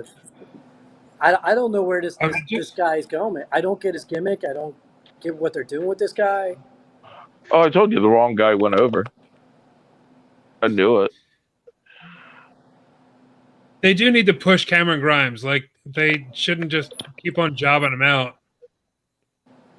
Like, I get it. I get the whole scaredy cat gimmick and everything, but at the same time, like, he's got such a great personality, they really need to push him. Well, it's like, look at her shown on the screen now. Like, look what they're doing with him. He never wins a match. And they just think because he's big, they don't have to worry about it right now. Like people are going to lose interest in Keith Lee if he just keeps going the way he is. Yeah. I mean, that was probably the safest loss he had by AJ's doing the flying forearm and taking out Matt Riddle. But he still didn't win a match. Yeah. He beat Randy Orton, and I think that's it. And he won his qualifying match. I think. Yeah, who went? What is it? What are their names? McAfee's thugs. Oni blanking. Lorcan and Oni Lorcan Oni and the other one. What's his partner? I forget. Danny Burch. They're great. Oh yeah. I think they're perfect. And it's the perfect role for them. With McAfee as the talker. Can you buy this? Is this your Wargames playset? I'm assuming, yeah. Available right now. Yeah. At Amazon.com. It's not even on the website. It's just Amazon. Something else about the last match too, with that finish, the way that it was. All that complex, overly complex lead into that spot took away from like the basic brutality of it. Because that was sick. It looked like he struck his temple off of the seat of that chair. Yeah. And then I mean, that could have been the finish right there. He could have just pinned him. Yeah. If that was even an option in that match. But they did like 32 things going into it. That by the time they were done doing that, it was like you almost miss it. I think what they were trying to go for was like a tease into it, like you see somebody getting whipped into like light tubes or something like that back in the day. They would just kind of stop and then duck something, and then they stop and like the tease going into it. But I think they did it too much, and it didn't really come off as like, no, I don't want to go into it. It was just reversal, and then. But it was still good. It was still a sick move. I'm glad it was the finish. All these guys have the problem of, and this was an old CZW problem, of not ever ending their matches on the biggest bump. Yeah. I don't get it. I never understood it. You build to the biggest bump, and that biggest bump should be the finish. Yeah. For the most part. Well, why does everybody have CZW disease and don't know when to finish their match? How did that CZW sickness infect all of modern professional wrestling, where nobody knows how, like, when the biggest spot of the match is, and the best time, if you can do it that way, is to end on the biggest spot? I mean, there's exceptions to every rule, but that's generally the point. Everybody likes to end their matches flatter than they could have been if they just. I'm not even talking about match length. Just ended on the right spot. But it's not my finisher. Well, then don't use that spot. Don't do it. Stop it. I thought CZW disease was when the owner books himself as the world champion. Nobody knows how to. Nobody knows how to edit their matches anymore. These matches need editors now. They don't know how to edit. It has to be everything all the time.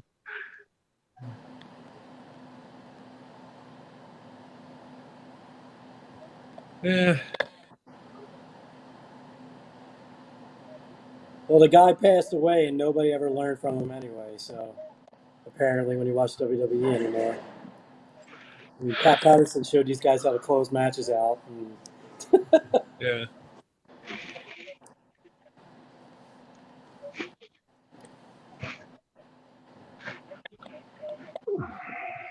Do we think Ruff's going to walk away with the belt on this one, or? If they're smart, that's what they do. If you ask me, I don't know what they're doing with Damian Priest. They're kind of going back and forth of him being a heel and him being one of like the cool, like a Roman Reigns type of babyface. Yeah, because we already saw how that works in WWE. Yeah.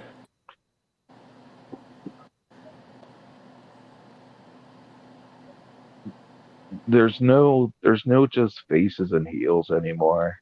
So sad. Well, the only thing that makes an anti-hero or a tweener stand out and have the capability of getting over is if the norm is face and heel. But if everybody's tweeners and there's no faces and no heels, then what's the point of being a tweener? Yeah. Yeah, I noticed with SmackDown they're starting to slowly establish that you're either one or the other, but Raw and NXT are all over the place with everybody. You don't know who's a face, who's a heel. You know, I thought Dexter Lumis was a heel, and then he wrestled, Velveteen Dream, and now he's a face. He's a serial killer. Well, and he just wrestled Cameron Grimes, who's a bigger heel. Yeah. It doesn't make any. I don't. This whole there's no faces, there's no heels, everything's a shade of gray. Well, if everything's gray, then yuck. How do you even know if there's no black or white? Well, you think that one's bad? You think that one's bad? They got Bray Wyatt wrestling Randy Orton. So you got your main serial killer, your main bad guy wrestling the one dude who's the biggest bad guy on your main show. The one guy that's legitimately insane versus the other guy that's legitimately insane, but one's a face and one's a heel. And who are you supposed to root for now? Okay, and these are. So we have Johnny Sameface, who's the heel. Damian Priest, who's the cool heel, which doesn't exist, and Leon Ruffin, who's the babyface. Yeah. Okay. I think they pulled they just made Damian Priest a face, but then they had him to make the heel Johnny Gargano look stupid. He put the belt on Leon Ruff, but now Leon Ruff's all. I actually like this storyline. Leon Ruff's all pissed off, like people are saying he's a joke, and he's not being taken seriously. But he's the one walking around with the championship. So I don't know. I like it. It's a good idea. I've never seen something like this before. I think it's good. I don't know, man. It feels like I have to do math to figure out what's what. Like I'm doing a math equation. One thing, if you're a Cleveland Browns fan, is Johnny's outfit is dope. But I don't think many people are going to get that, like Rick, who doesn't watch sports, or Corey. I don't know how we're supposed to feel about Johnny Gargano from one week to the next. Face, heel, face. How many times has he switched? I think he has a problem playing heel, so it looks like he's switching when he's trying to be a heel. I just think he's one of those guys. He just doesn't really know how to be a heel. Well, he's not the only one. Oh, believe me, he's not. To be a heel and to be really hated means that you might not sell as much merchandise. So nobody wants to be a heel. They want to be a cool heel, aka not a heel. Because how do you move merch otherwise? You don't want people to really hate you.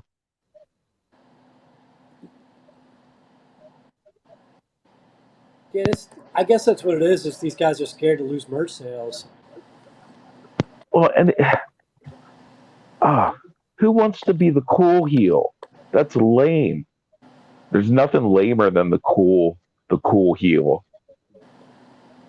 Yeah, just look at Kevin Nash. Nobody was lamer than him, and he thought he was the coolest dude in the room. Yeah. Yeah, but he was still okay with being booed. He understood the concept of being a heel. That's why that worked. Oh, no.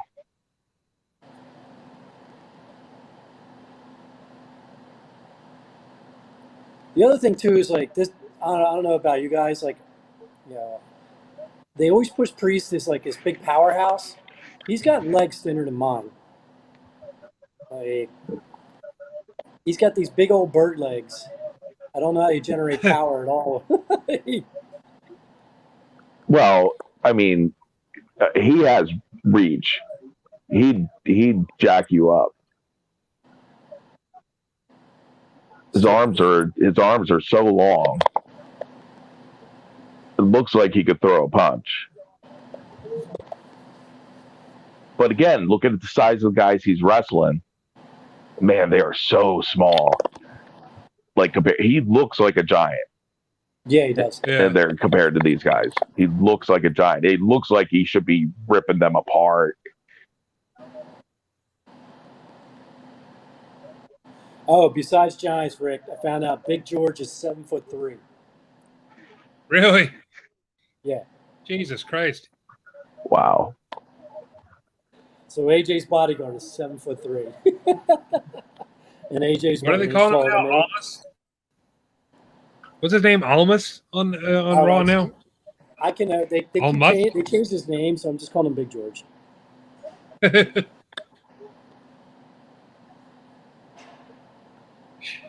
Poor Leon Ruff. I'd like to see Leon win it too, because storyline wise, wow. Just wow. Oh, damn. Okay. Girl knocked the other one down. That was cool. The girl knocked the other one down, trying to get away from her. Oh, what a... Okay, now, is Leon Ruff going to come back? I bet he does. I bet he does. Why? That should put him in the hospital. That should put him in the hospital. I bet it doesn't. Why does Priest care? Because he's supposed to be. I guess he's supposed to be a face. I don't know. Because he's the cool heel, which is secretly a face that likes to pretend to be a bad guy. He's a bad boy.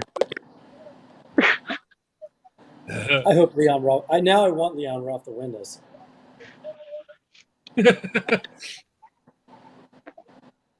Oh.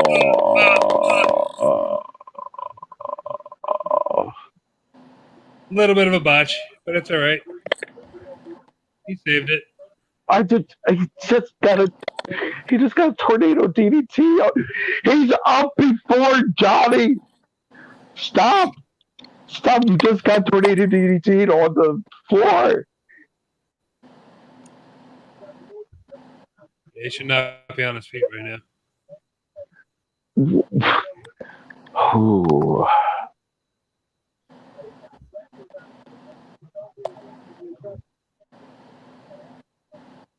Is the idea that he's so powerful that he just doesn't have to sell anything? Is that what it is? Well, Damian Priest isn't supernatural, right? He doesn't have supernatural powers. No. They haven't given him that yet. So he's a real person. Right. No, that's the guy that I just saw a real guy like eat a tornado DDT on padded concrete and then just like pop up like it was nothing. I don't know if you noticed that, Rick. They teased Karrion Kross before this match happened. Yeah, what was that? Is that what that thing was with the vulture? Yeah. So that's their supernatural guy. So he does have powers. Karen Cross does. Karrion Kross does. Okay. He's in his return.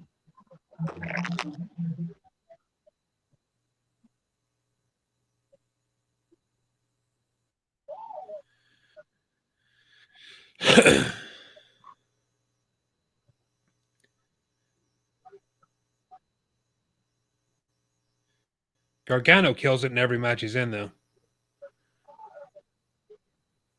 Like, Gargano is a great heel.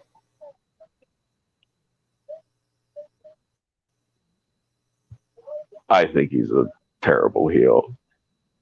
Really? Gargano? Why? Because he clearly wants people to like him.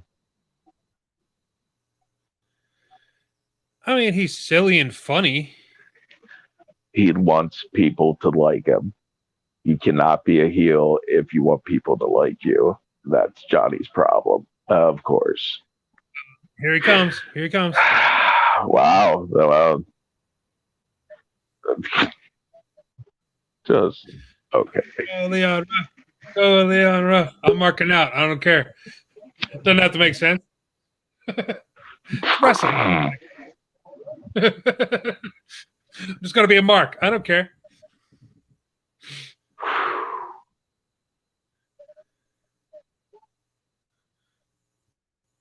Where's he going?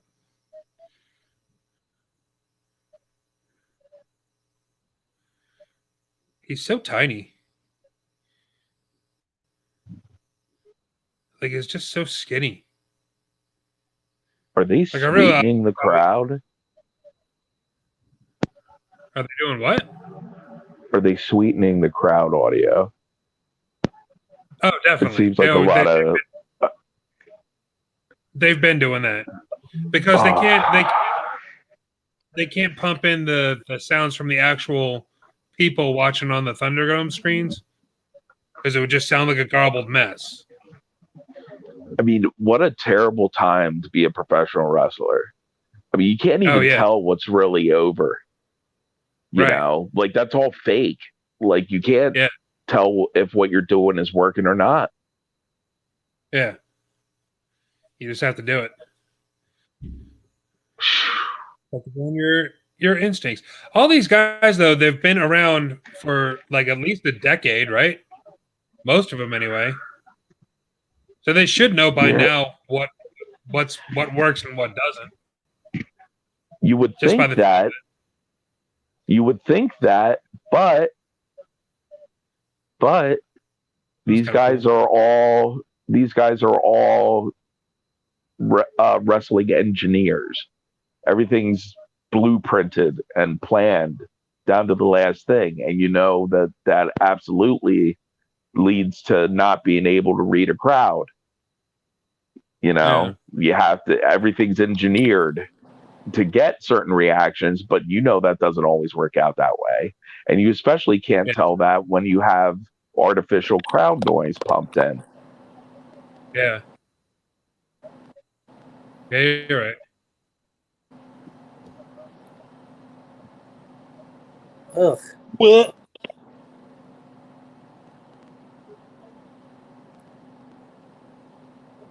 that's why I said this is probably just the worst time to be a professional wrestler. You can't even learn. It's an even worse time to be on top. Poor Drew McIntyre had 2 WWE championships, won and lost in front of no one. Yep. Like, that's horrible. Ridiculous. Like, he's been, you know, he's been working for that entire career. Ooh, good move. He's been working for that his entire career. Hooray! I'm gonna go celebrate by myself, I guess. With fake crowd noise? Oh yeah, what a terrible feeling that must be. Oh my god. Biggest moment of your life, and there's actually at Mania there was no crowd noise, if you remember. There was actually none during Mania. There wasn't even the students as fans or the Thunderdome or nothing. There was just an empty arena. That's when WWE still didn't figure it out, and they were just leaving just an empty arena. That looked gruesome. All the work you put into getting that moment in front of those people, and it's all artificial. Horrible. I know. And then you look at what a terrible feeling. They had KO do that insane table spot for no fans during Mania. Yeah. That has to be like a level of hell for anybody that put that effort in to get to that spot. What a living nightmare. Yeah, I think the only guys that made out were the ones that did the cinema matches, like AJ and Undertaker, and because in the end they're the only ones who got the praise. I'm sure the money helps.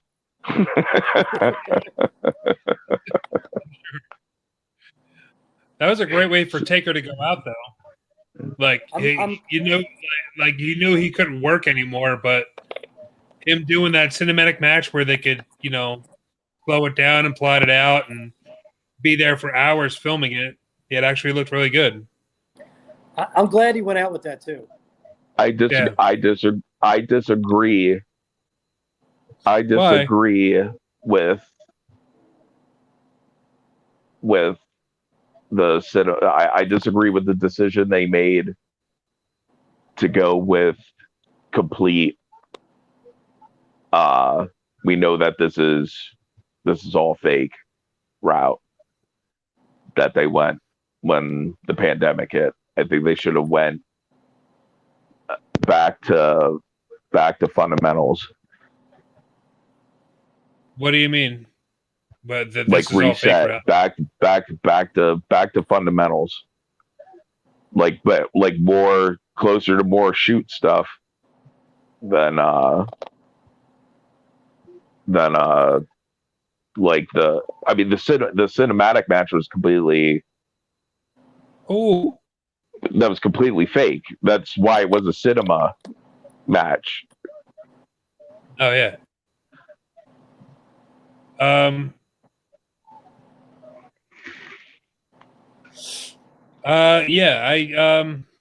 What's with the ghost face thing? These things are so dumb. All right, guys, I got to start closing up the building, so I'm going to drop off. All right. We close earlier now on Sundays. Gotcha. Okay. All right, man. Valentine, thanks for coming. Lovely talking to you. Yeah, it was good talking to you too. Rick, I'll talk to you. Thanks for joining us. All right, man. I'll see you. Bye. Mark Kalbacher. Good guy, that Mark Kalbacher. Now it's just you and me. Just me and you, Eddie. The way it was always supposed to be. Well, I'm taking a short break, so you're gonna carry this for a minute. No, I'll be back. I'll be back. Let's see if I can mute myself. Yeah, there you go. All right. I'll just do full screen. It's the Rick Show. What's going on, everybody? Welcome to the Rick Show. Now you're going to hear my true opinions. Because I've been falsifying it, I guess. Leon Ruff. 1, 2. I'm pulling for Leon Ruff. I don't care. I'll be at a total mark, and I'm going to say Leon Ruff should win this match. Because, honestly, I love a good underdog, number one. Number two, it would prove that he's not a joke. If he actually goes out there with no help and with no backup or nothing, and he actually wins it, storyline-wise, I think that's the better story. I think it's definitely better than Damian Priest getting it back, because why? Why would you? I think it's better than Gargano winning it when the heel prevails. It's more realistic, sure, and it's more entertaining to see a face chase the belt than it is to watch a face win the belt. It's more entertaining story-wise, but I love a good underdog story. I love the never say never, it's not over till it's over attitude. So that's what I'm going for. I'm going for Leon Ruff.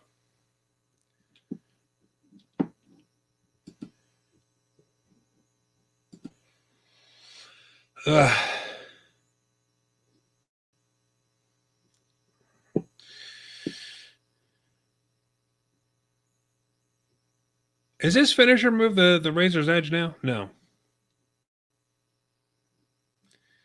Is that a lead pipe? Who uses a lead pipe?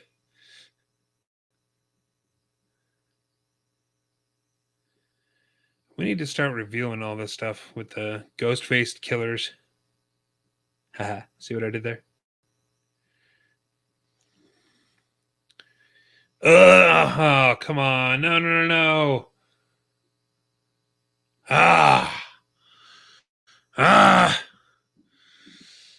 Gargano wins it.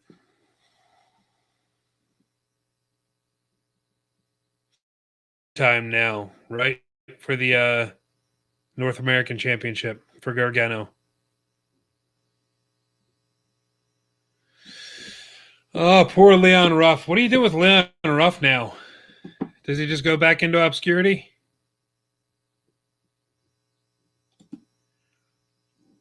That kind of sucks.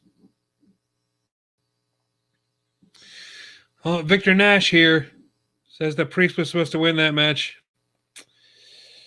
Unfortunately, you have one prediction that was wrong, sir. Terribly sorry. So I don't think he's watching anymore anyway. Oh, brother. Oh, brother. Fiddly-dee. Oodle-lally.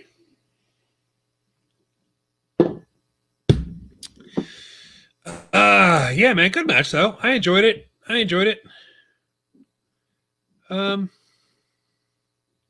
What do we have left?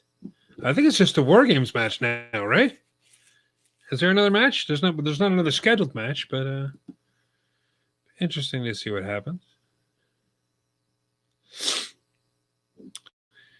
There's usually some kind of surprise in the Wargames matches. I wouldn't be surprised to see Finn Balor pop up or something. Something happen. Really looking forward to it, though. And Pat McAfee, for the love of God, who knew?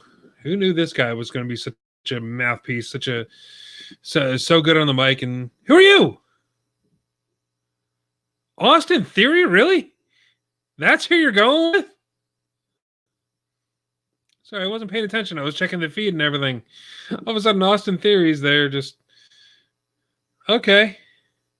That came out of nowhere.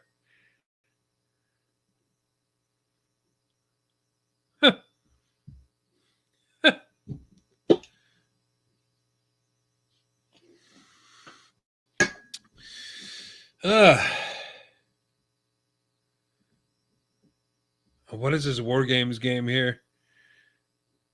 It's another card game. Who plays these things? Because I've never enjoyed anything like this.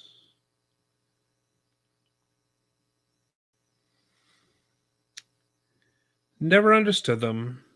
There's too many things to keep track of. Too many stats and everything to keep track of. I've never gotten into it. I've returned. Eddie's back. Hey, friend. Hey, guy. Hey, so December 20th, I'm doing a 12-hour live stream where I'm going to be showing a bunch of WPW matches, having some reactions to it. I definitely want to show that Jailbreak match. So if you want to join us for that, December 20th, I'm in. Yeah, 10 a.m. to 10 p.m. And I'm going to be doing the same thing here. I'm doing this. I'm doing it for the TLC pay-per-view as well. So that's all going to be in one day. Okay, I'm down. Yeah. If you want to get as many people in. Consider me in. Is Dahmer coming?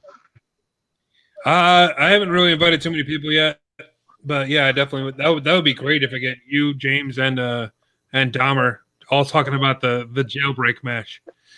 Absolutely, that'd be great. Just watch that awesomeness.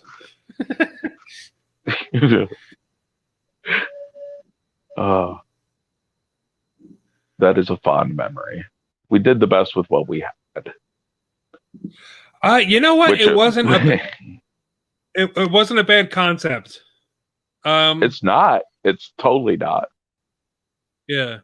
The only thing that didn't make sense was the pinfall rule. That you couldn't pin because it was you and Dahmer on James, on Corey, and nobody could pin him until I was released on the outside, which is like, why? Why does... Yeah, that's true. That is true.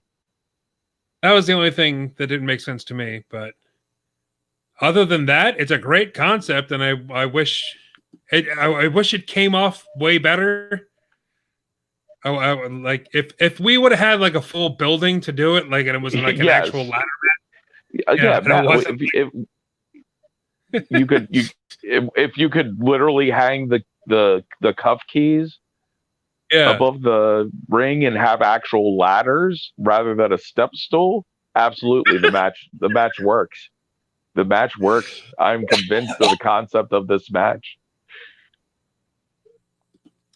And if the cuffs didn't fail, and we could, if you remember, I was on the outside locked up, trying to unlock myself for a good 2 or 3 minutes.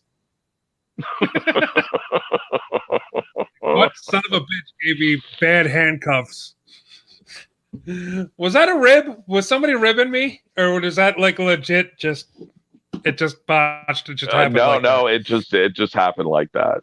It just happened like that. If you want to blame anyone, blame Denmark because they were his cuffs and his keys. Yeah. So it's definitely Denmark's fault. Yeah. It's funny to look back on now. But yeah, that match is up on my YouTube channel. I'm gonna have to pull out some more of them as well. I caught you sleeping that match. Yeah. I'm just sitting there watching the match. All of a sudden, a drop kick comes out of nowhere, and my dumbass just instinctive. I just take a bump, not completely forgetting that my arm is attached to the ring post. Almost separated my damn shoulder and broke my wrist.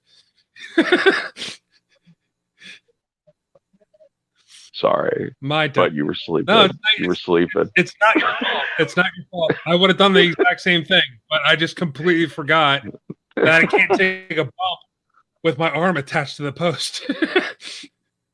It was my dumb fault. Ugh.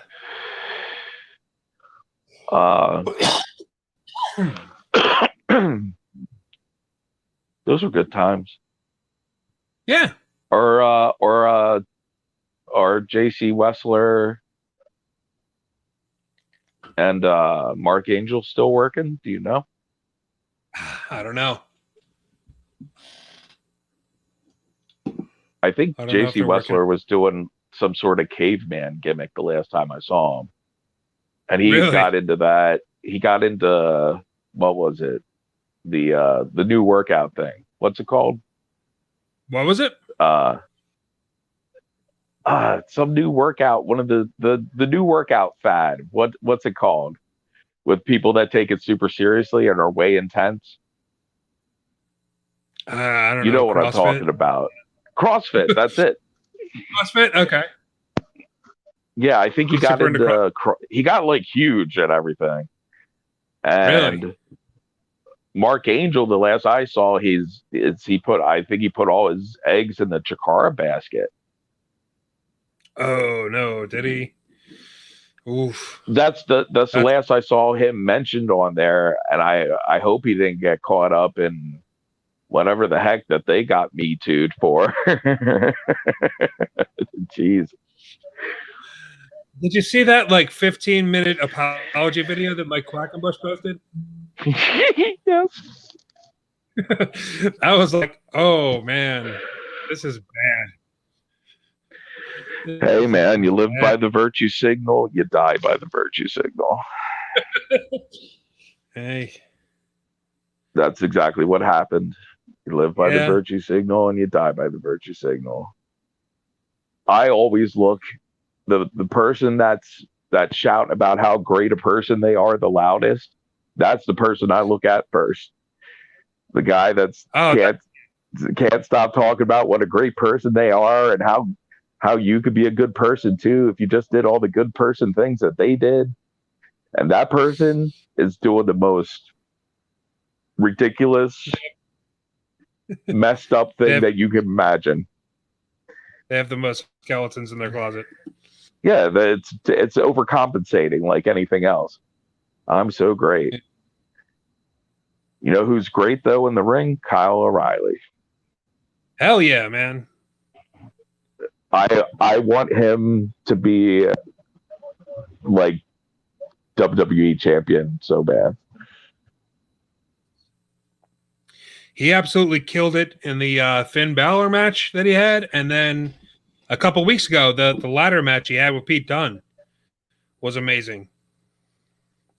He is like so close to being amazing, like all around. Like it's just like he's like right on the cusp of realizing something that'll like take him to the next level. And I want to see it, but I don't. I think he has to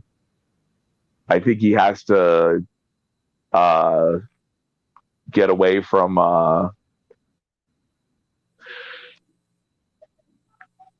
Adam Cole from the Undisputed Era. Yeah. or he should take it. That might be better. That might be the thing.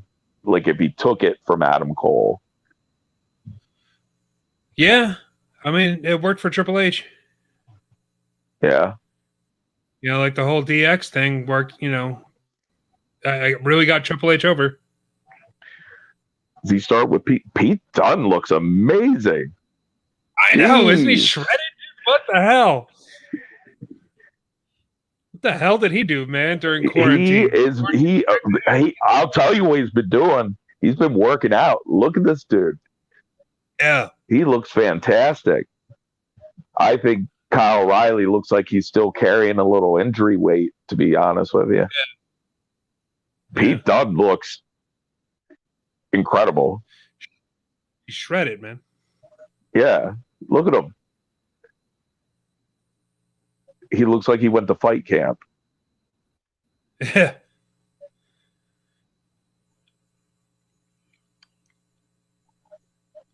It's not bodybuilder muscle.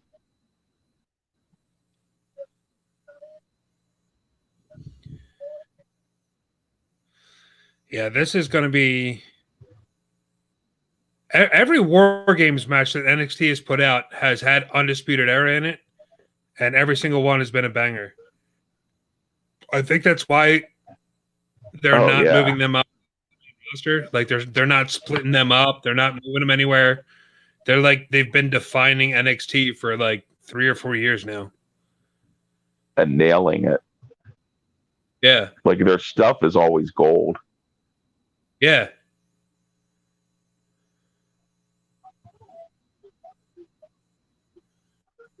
Nice.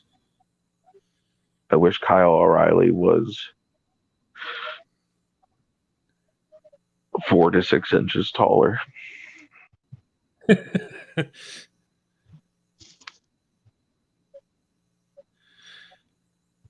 Like the you were just talking about how you wish when they lost the crowds they went back to the shoot style of stuff. Is this the kind of stuff you're talking about that they're doing? Oh yeah.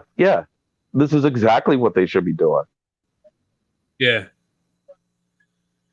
They seem to be doing it a lot on NXT. This right here is what should be defining them right now as a brand.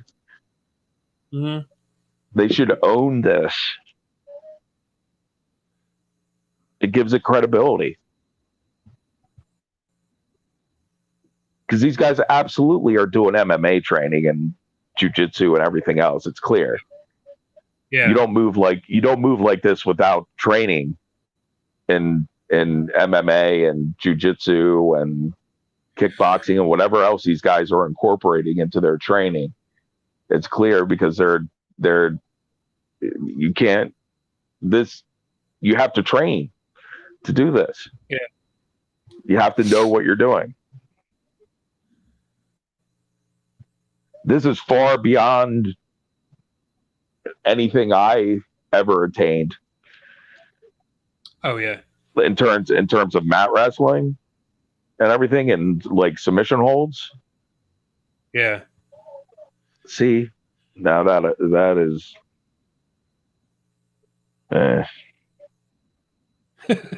McAfee. McAfee gets it. McAfee's the only heel in professional wrestling right now. Yeah, I agree. Yeah. He's literally the only heel in professional wrestling. He's the only one that gets it because he doesn't care. And he gets it. He gets it. You have to, anybody that's a real heel gets it. You're not a heel unless people hate your guts. They have to hate you. They have to love to hate you. Yeah. And you cannot make people love to hate you if you're presenting yourself as cool or trying to be cool. Being cool requires gaining the approval of the crowd. If you're a heel, you don't care about the approval of the crowd. That can make you cool, but it's not because you care about being cool. Right. You have to make people love to hate you. They have to hate you so much they want to see you. They want to pay money to see you, get beat up. That's why I'm glad they turned Undisputed Era face, because there's like too many people like them. Like they're too cool. It's like, why? They're too over. Why they got too over? Right. Yeah. That's when you turn face. When you're so over as a heel that you can't even be a heel anymore, then you turn face. This is beautiful. Damn, dude. Speaking of heels, I am loving what they're doing with Roman Reigns. Yeah, you mean what they should have done with Roman Reigns 5 years ago? Yeah. Yes. As soon as they started booing him to the point where they should have pulled the trigger on this, because this is brilliant what they're doing right now. The whole head of the table thing. It is. They are so behind the curve. They are so behind the curve. This literally should have happened with Roman Reigns. Look at what they missed out on 5 years ago. Yeah. Like, this is what Roman Reigns should have been 5 years ago, and it would have worked. It would have worked. Mm-hmm. It's ridiculous. It's stubbornness to the point of, like, I don't get it. I don't get it. I think Vince needs to relax. I think Vince needs to relax. I don't think Vince McMahon knows what he would do with himself. No. If he stopped working. No. There's no way. He's never gonna leave. He doesn't take vacations. Nice. No. He doesn't take vacations. So what do you want the guy to do now? That's why he's never going to leave. He doesn't know what to do. You know what they should do? They should give him another smaller wrestling company. Like a retirement wrestling company. That'd be great. Gift. And just let him run that. Oh, sick. Nice. I'm glad they recognized Only Lorkins. Somebody recognized Only Lorkins and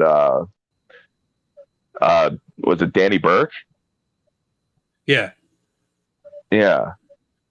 I always thought they were fantastic, and they just didn't know what to do with them. Yeah, but teaming them up with McAfee was a brilliant move. Oh yeah, I hope it was McAfee's idea. Like, I hope he was just like just saw it, because it's the role they're perfect for.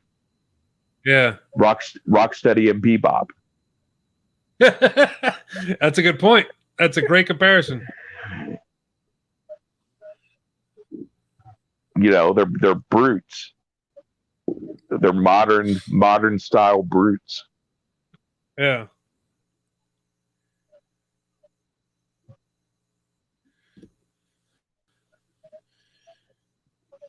But getting back to the Roman Reigns thing, he's a guy that's definitely benefiting from there being no crowd, because hearing him like talk trash to like Jey Uso and all that stuff, all the heated stuff that gets said during the matches, and in like the low tone and everything like that, you would never be able to get that with a crowd.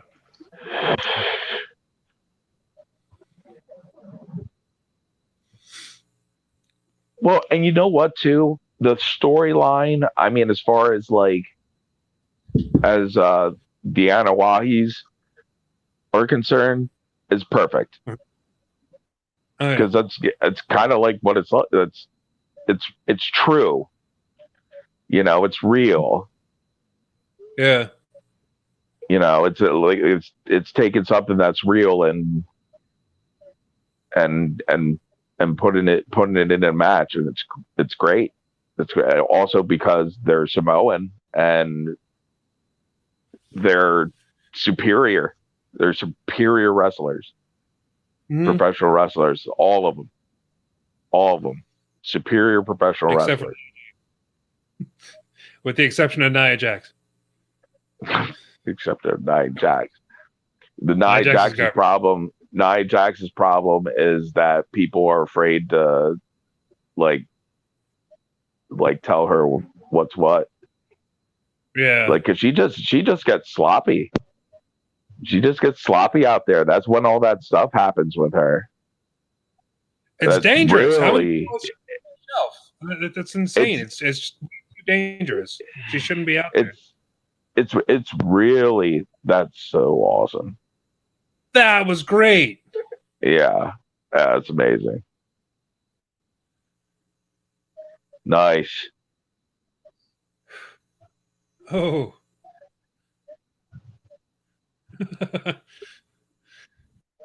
I mean, she should be embarrassed just because I'd be surprised if the family hadn't said something to her, or somebody hadn't said something to her about it, because the Samoans are not known for keeping being sloppy and hurting people. Right. They're the best. The Samoans are the greatest wrestling family dynasty in all professional wrestling. The most successful, and the I would say the overall best wrestlers. And I am extremely biased on the issue. So yeah, I don't know. But prove me wrong. Yeah, like who are you gonna hold up? Who holds a candle? You know what I mean? Yeah, go argue with the Samoans about it.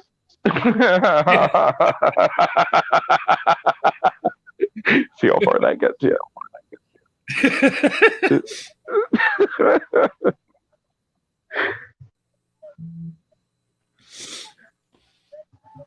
But that's like, this is the best stuff Roman Reigns has done, and it's just like, oh, why didn't you see this so many years ago? Yeah. I don't know. It was like Vince just had a thing. It's like, oh, the fans want him to be a heel, but the fans don't rule me or whatever. You know, it was just like such like a cocky, arrogant attitude to have. Like, I know better than everybody else, so this is what we're going to do. Oh, yeah, a contest of wills with your own audience. That's brilliant. That's what you want. What the hell? He lost so many fans due to that crap.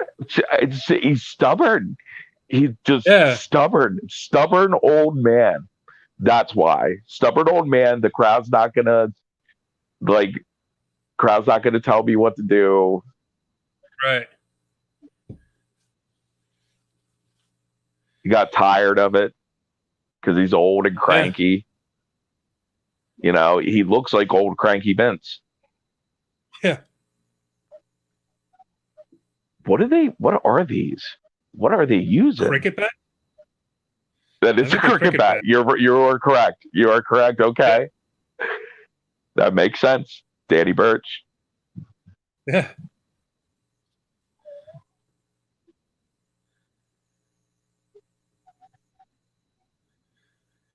Apparently heavier than a baseball bat. They're like Danny Burch and Oni Lorcan are exactly the kind of guys that you would send to go collect if you were a working class, like organized crime family. That they're the exact two dudes that you would send to go get your money. Yeah, like they show up when you don't like pay off your loan shark loan or whatever, like, you know, or don't pay up on a bet. They're gonna show up and he's gonna hit you. He's gonna hit you upside the head with a cricket bat or break your fingers or something, or headbutt you. Ooh, that looked like a nasty shot to his arm. Yeah. Oh! What is that made of? What is that made of? What is that? I don't know. Whatever it is that he hit him with is so hard.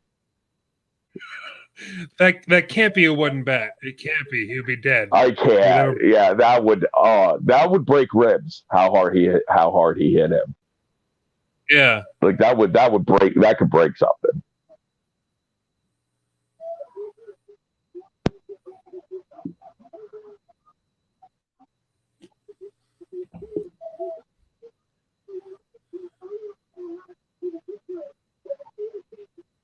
Of course, the last one's gonna be McAfee. Oh yeah. Oh, I love how they were like McAfee was acting like he was ready to get in there, but the other two were like, no, let me go. Yeah, that was brilliant. Yeah, it's classic because they're heels. Yeah, yeah. It's awesome. This is literally the only real heel group in wrestling. Dude, he flew back into that turnbuckle. Damn. Yeah, he did. They didn't give him a chance. Roderick Strong is perfect as the Undisputed Era's Arn Anderson. Yeah. It's the best role ever for him. They should actually push that more. Well, I guess they can't really right now since Arn's in AEW.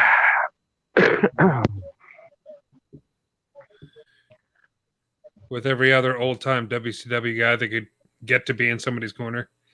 Oh my God. What happened to AEW this past I don't know. year? It's WCW now. That's all it is.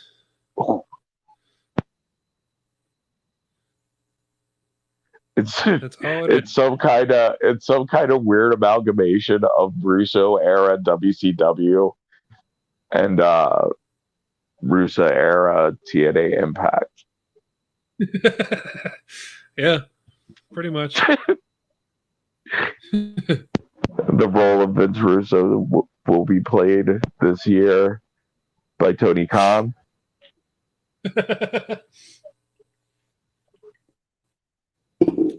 You wait and see, dude. There's going to be a point where Tony Khan gets into a wrestling ring and has a match. Oh yeah, absolutely. He's well on track. Yeah. He's well on track to that happening. I guarantee. Give it another year. Give it another year. Yeah. Tony Khan will be in that ring, and all the people that are taking this money mark for a ride, this billionaire money mark's money, and taking him for a ride, are all going to tell him what a great idea it is. Okay. They're going to say, "Oh no, that's a great idea, boss. Great idea, boss. It just makes sense. It just makes sense.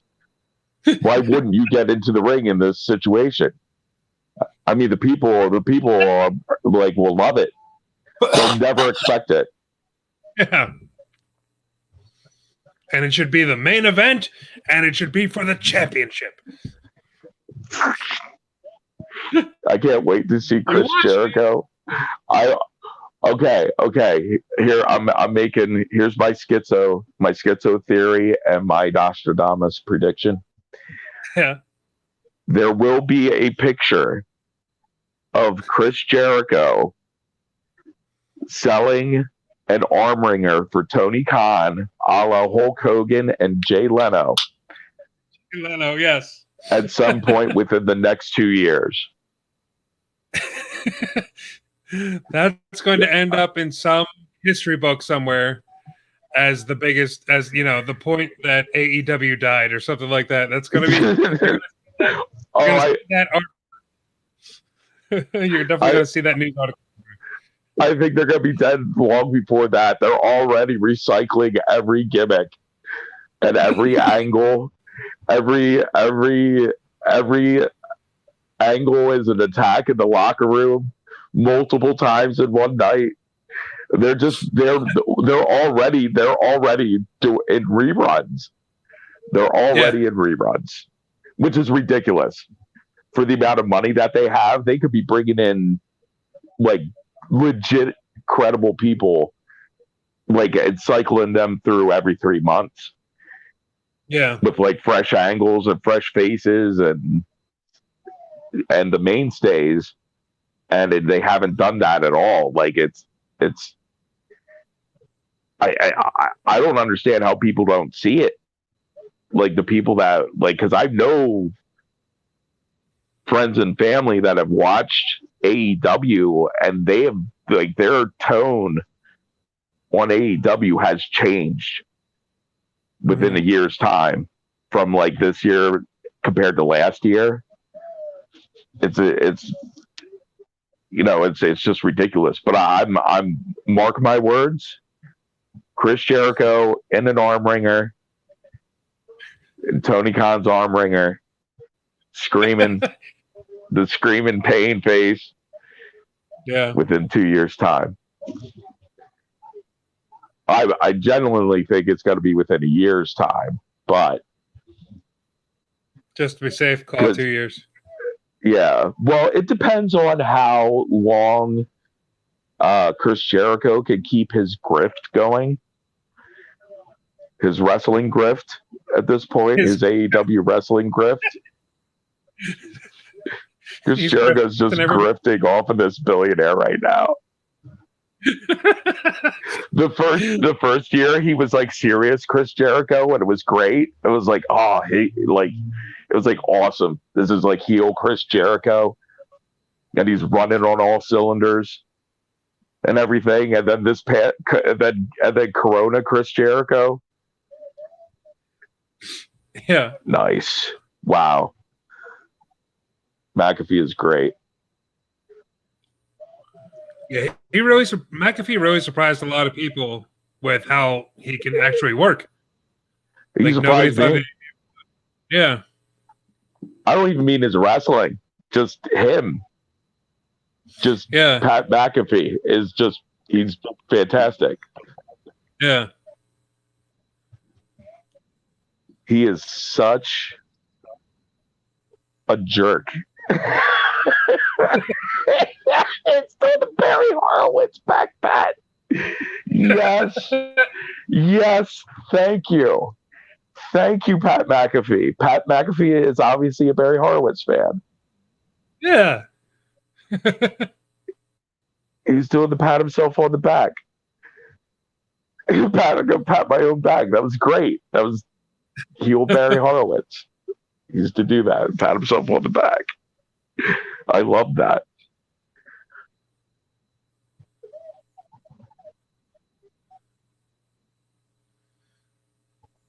But yeah, Jericho's grift with Tony Khan.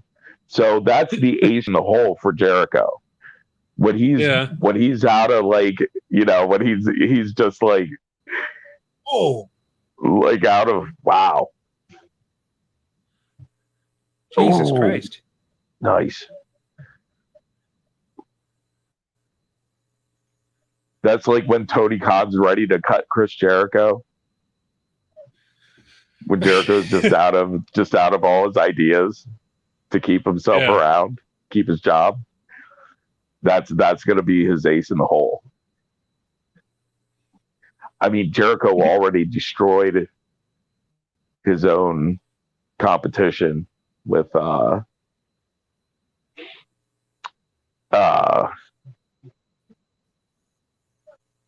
what's his name? MJF? MJF, yes. Yeah. Yeah. Let's get into it. Let's have a musical number. When they had the musical number, is that what you're talking about?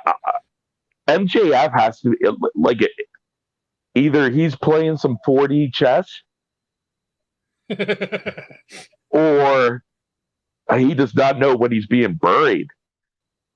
That is clearly Chris Jericho taking out his own competition by bringing him under his thumb and putting him in his shadow. MJF is like, oh wow.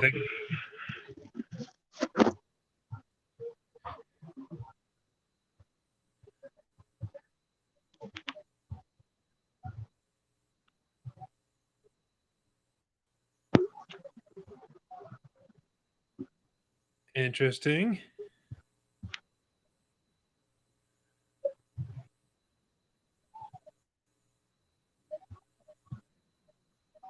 Ooh. Yeah. I wanted to see what was going to happen, and Adam Cole ruined it. Yeah, I don't know what they were trying to go for there.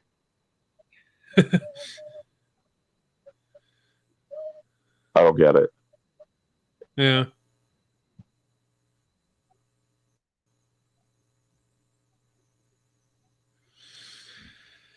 Something that always confused me about Wargames, why is it 2 rings? Is it just because one can't hold all the action? But I mean, it's only 8 people. That's not enough. One ring is not enough to contain the brutality and the action. I guarantee you that's why. Plus, it gives guys more room to work. You got to remember, these guys are all really small. Remember the size of the guys that were in the original War Games matches? Yeah. Think about that.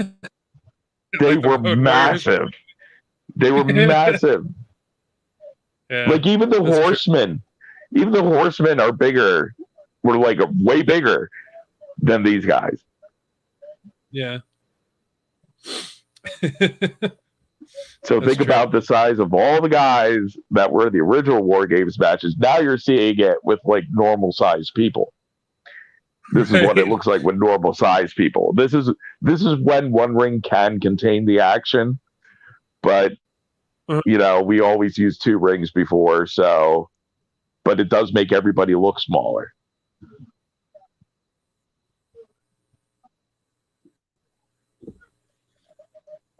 I really love their finisher too. That's a sick DDT, double DDT. Yeah. High angle DDT. That's nice. Even their finisher is just not even like, it's not even fancy. It's just here, hold his legs up, and then I'm gonna just fucking drive his skull into the ground as hard as possible from as sick an angle as possible. the neck breaking kind of angle. Not sure I'd want to take it. No. You know what? I probably definitely wouldn't at this size either. I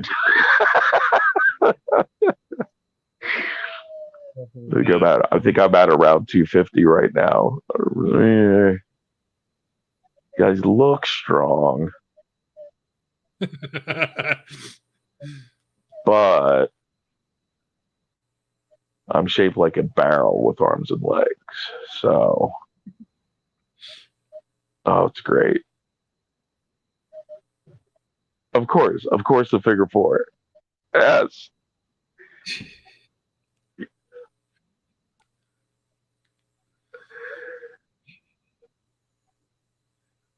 No, don't give up, McAfee. Don't give up. He's a good tap. He's gonna go. Oh no. Saved by Pete Dunne. That could have ended right there. I like how they didn't even try the reversing the pressure type of thing. It's like, how is that still a thing? I would have been perfectly happy if that match ended right there. Like if he would have tapped out to that would have been great. I would have been like, oh yes, awesome, you got him.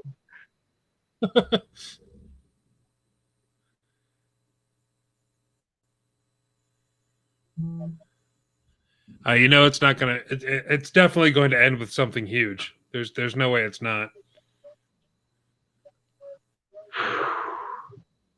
No one's come off the top of the cage yet. You know, they have to do the traditional War Games type stuff. Why? But they why? Always do. That's what fans want to see. I'm not sure they do. I'd argue that point at this point. Not fans like me and you, but I mean like your average fan. Like if there's a Hell in a Cell match and somebody doesn't come off the top of the cell, people get pissed off. Well, you know, you mean the hardcore fans, the only ones that are left watching wrestling? Yeah. Well, that's a bunch of crap. And the kids. I don't buy it. I don't buy it. I still work indie shows, and professional wrestling works. Mm-hmm. Like it works better than all of this. Well, I won't say this because this is very well done. Like if you're looking, sick. Like if you want to look at the perfect example of modern wrestling, this would be it. Mm-hmm. In my opinion, there's an actual heel, there's actual faces. They're all superior technical wrestlers. I mean, the only thing that these guys are missing is size. Yeah, that's it. Otherwise, great. Everybody in this is amazing. So this is probably the best example of modern professional wrestling. But what I'm saying is the basic fundamentals of professional wrestling never changed. They still haven't changed, and those fundamentals still work. You go in front of a crowd and run a fundamentally sound professional wrestling match and take out all these bells and whistles, it works. It still works. It's all because it's always worked. The fundamentals never change. Except now, where everybody's as like bound and determined to change them as possible for whatever reason I haven't figured out yet.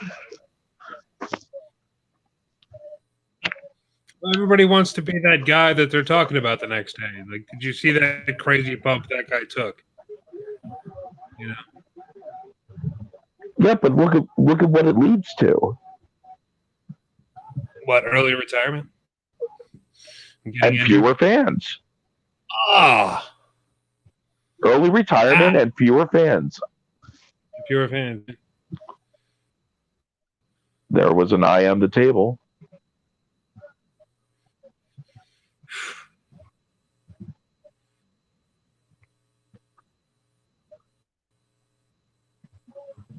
I don't like the WWE marketing branded tables either.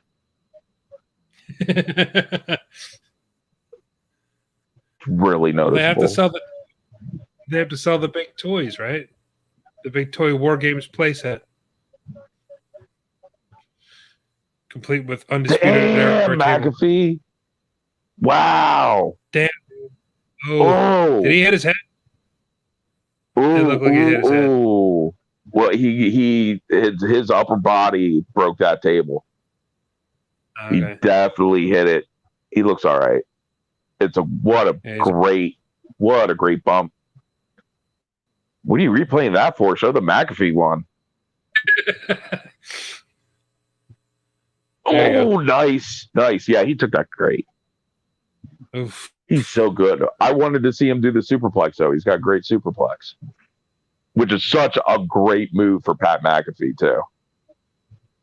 Yeah. The superplex. Like he even knows what move to pick. Like, that's a great move for his build. Because he's got that tall and lanky build to him. A superplex looks really sweet when he does it.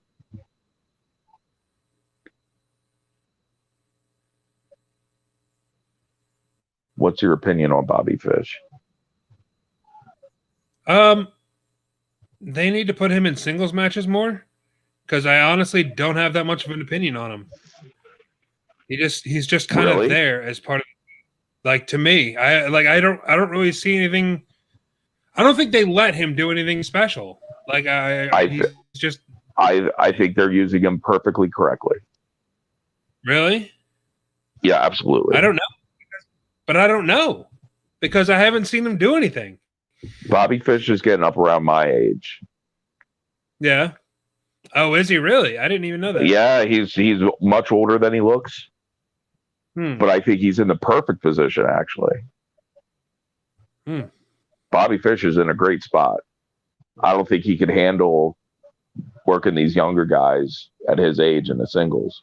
But in a tag team in a 4-man stable, perfect. Yeah, if that's the case, then yeah, definitely. Where did he come from? Was he somewhere big on the Indies or anything? I know Cornette was high on him. I think Ring of Honor. Was it a Ring of Honor, or was it? I don't know. He's really good. Like, but I could tell his age by how he moves.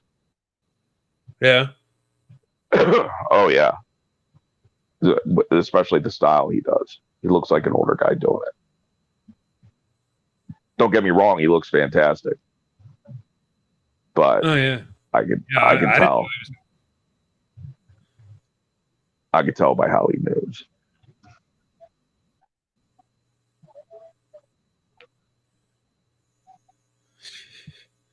They're just lighting him up.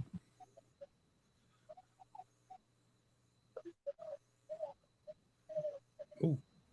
Save him, save Pat. I thought they were setting up for the finish there. I'm really surprised. You better save him. Pat McAfee is the best thing that happened to all these guys, with the exception of possibly Pete Dunne. But even Pete Dunne needed something.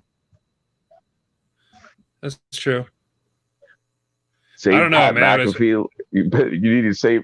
They need to save Pat McAfee like their careers depend on it, because they likely do. Because they do. I don't know, man. As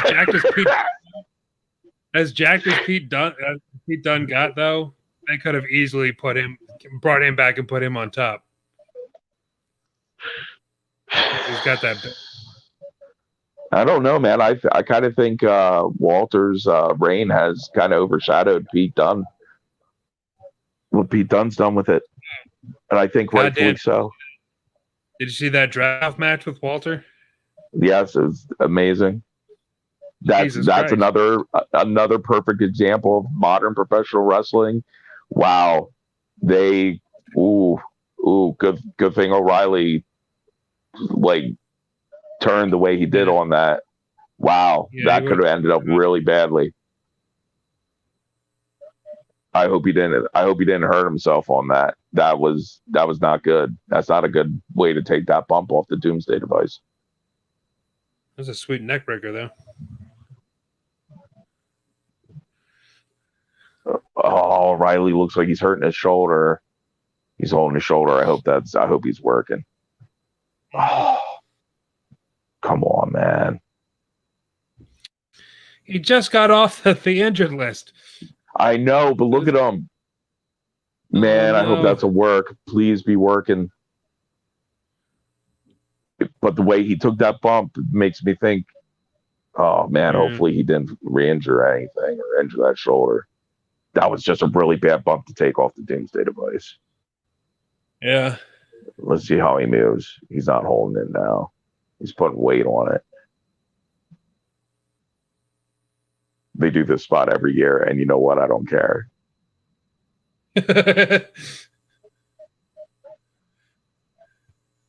It's always awesome. This is Pat McAfee coming off the cage. Yes, everybody get into position. Pat McAfee, go! Go, go, go, go! Nice. Oof. He waited a little too long. Don't wait that long, man. Just go. Just go. I trust them. I trust them to catch me. Those aren't the kind of guys that'll let somebody just crash and burn. Pat McAfee is a pretty big guy for them, though. Nice. No, that was good. Unless he caught an elbow to the back of the head or something. Man, I really don't like how Kyle O'Reilly is like favoring that arm. Yeah. It's freaking me out. It's a little scary.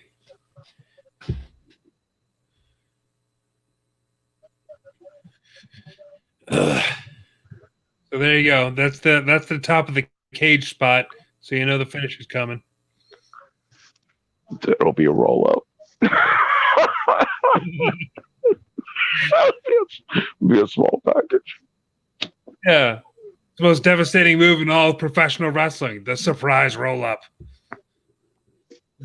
There's a YouTube channel called Culture Wrestling. They've been counting all the surprise roll ups all year, and they're up to over 100 now. The surprise roll up finishes. Just really? in WWE. Yeah. Oh my God. I believe it.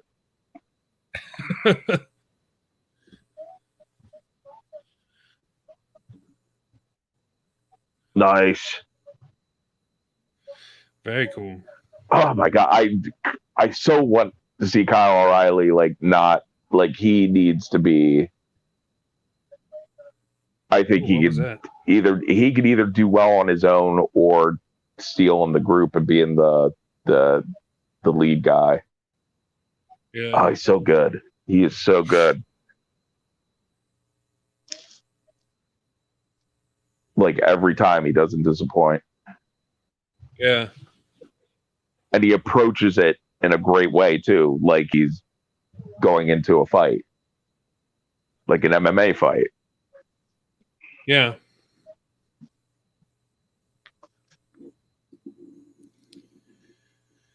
That knee drop is going to give him all sorts of knee problems, though. It's amazing, though. I love seeing it. It looks like you feel it. It definitely looks like you feel it. Yeah.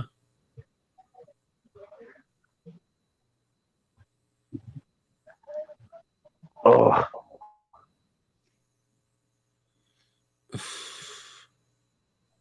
That can't feel good. No, that's heavy. That's heavy grade steel. That thing probably weighs a lot. Sure. Yeah. Takes 8 men just to put that together. Ugh. No, thank you.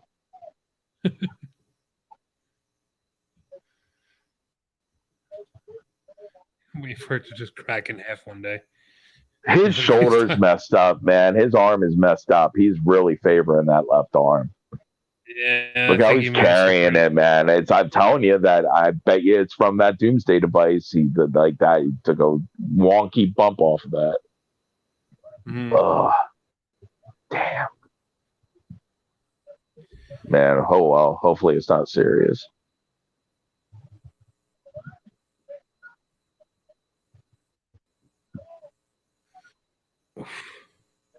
Okay, Kyle O'Reilly, stop taking. Your sick your sick bump card is filled for the night. Just stop it.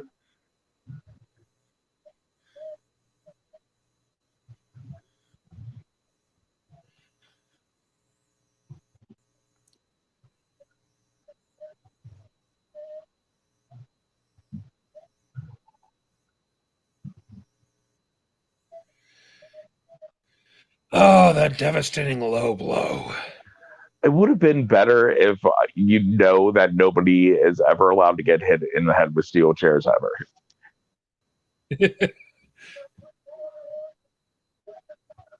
Nice. You remember how Dahmer used to take Trent's Yakuza kick? No. You ever remember seeing Dahmer take that? I probably did. Fantastic. I think Dahmer took it better than anybody. He took that thing. I couldn't. Usually, I was more the bumper, but I could not. He took that and sold that better than I ever could. It was every time I saw it, it would make me jealous because I'd be like, man, I can't take it that great. Like it looked like it killed him every single time.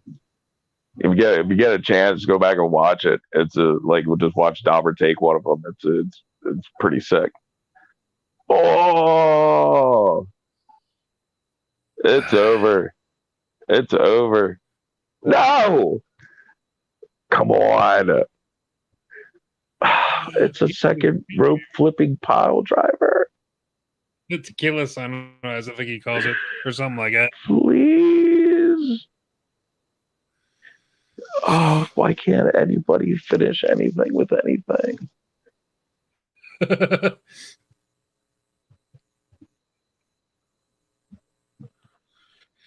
No, I don't want to watch Keith Lee. What the heck?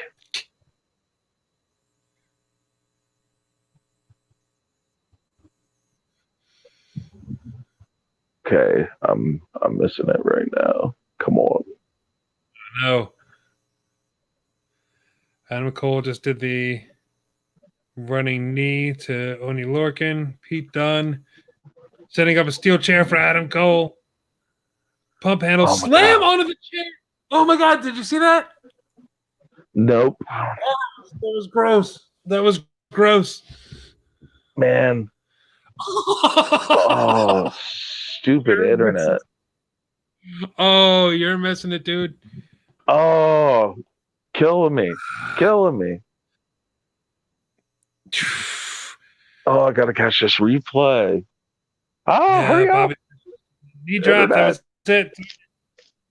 It's over, Eddie. It's over. Oh, internet, come on. Do you want me to tell you what happens, or show?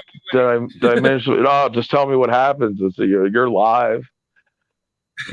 Yeah, the Bobby Fish came off, or I'm sorry, Kyle O'Reilly came off with that knee drop off the top, landing on onto the chair. I think it was only under the chair. Yeah.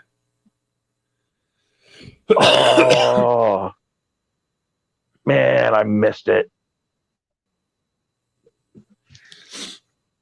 Yeah, get it back up. I'm sure they'll be replaying some stuff here. They need to play. Roderick Strong hit a lung blower that bounced one of them up in the air like crazy. Okay, we're in replays now. Okay.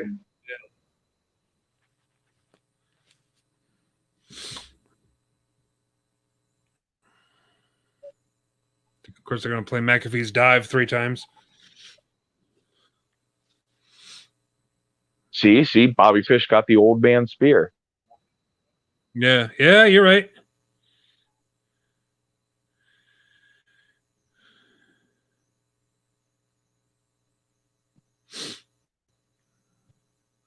And he kicks out of the Tequila Sunrise thing. Panama Sunrise, whatever that's called. Oh, man, please. Is that the finish? Please let that be the finish. Oh, yeah. Okay, thank God.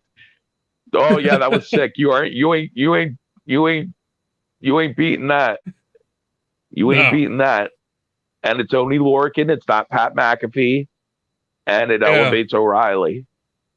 So they must have plans for O'Reilly. Oh, stop selling the arm if that's a work, O'Reilly. Wow, nice. Oh, please stop selling that arm unless you're not working. Yeah, I really hope. Oh, look at him. Yeah, dude. If he's selling, please. I hope he's selling. Yeah, if that arm's hurt for a shoot, it's going to be heartbreaking because they're clearly setting him up for bigger things. Yeah, he looks like he's hurt. Yeah. Oh, hopefully I'm wrong, and hopefully Kyle O'Reilly's just that good of a sell. We'll find out. All right, man. That was a great show. That was a great pay-per-view. Yeah, it was. The Dexter thing got a little crazy with the Cameron Grimes, and that was a little silly. But the women's match, if you get a chance to go back and watch the women's War Games match, that was brutal too. That was really sick. It looks like they're pushing Raquel Gonzalez, who's actually starting to get a lot better. I wasn't too crazy about her in the beginning, but she's starting to show signs of improvement. The North American title match was pretty good, I thought. You had some issues with that, with people not selling things. Oh yeah. What match am I forgetting about? Oh, Tommaso Ciampa and Timothy Thatcher. That's a match that you should go back and watch as well. Yeah, I'll check that out. Ciampa's great. I'll watch anything with him in it. Yeah. That's it, man. We're done with the stream. Right, We're done friend. with it. Thank you very much for joining me, Eddie. Thanks for keeping me company. I would have been here doing this by myself otherwise. I appreciate it. No problem. So December 20th. Yeah, December 20th, man. We'll be doing the TLC watch along, and as well, we're going to go look over some old WPW matches. I've got some old Pride Pro Wrestling matches as well that we're going to check out. There's a whole bunch of stuff. It's going to be a big 12-hour live stream. It's all for charity. We're all benefiting the Partners in Health. They're teaming with medical professionals to battle COVID, to combat COVID. So, yeah, it's going to be a big charity live stream happening on December 20th. So I'll get in contact with you. I'll be seeing you then. All right, sounds good. I will see you then, my friend. All right, thanks very much for joining us, Eddie. I'm going to end the stream now. All right, have a good night. Love you, brother. You too, man. Love you. Bye. All right, man. That about do it for the NXT War Games watch along. Thank you very much for joining us. If you stuck with us the whole time, appreciate it. You guys are awesome. I'm going to be joining you pretty soon. We were just talking about the live stream coming up on the 20th. Rassle Rock is just about to start. That is going to start, I believe, on the 12th or the 13th. I can't remember. But, yeah, I've been putting together some crazy-ass videos. And you're going to see them all. Hopefully you enjoy them all, and it's all going to charity, man. We're all going to we're building up for Partners in Health. Everything on the Teespring store. Check it out. RassleRock.com. That's a thing that exists now. I should have been plugging that the entire show, and I wasn't. But check it out. You can see all of our past live streams. You can see everything that's on our YouTube channel. That's all there. The past episodes of the podcast are connected to that. And our Teespring shop is where you can get all of our merchandise. And everything on there is 100% of all those proceeds are donated to Partners in Health. So check all that out. That'll be it for right now. And we'll be seeing you very soon. TLC's coming up December 20th. Going to be a big live stream. And we'll see you then. But for now, goodbye. Have fun. Be safe.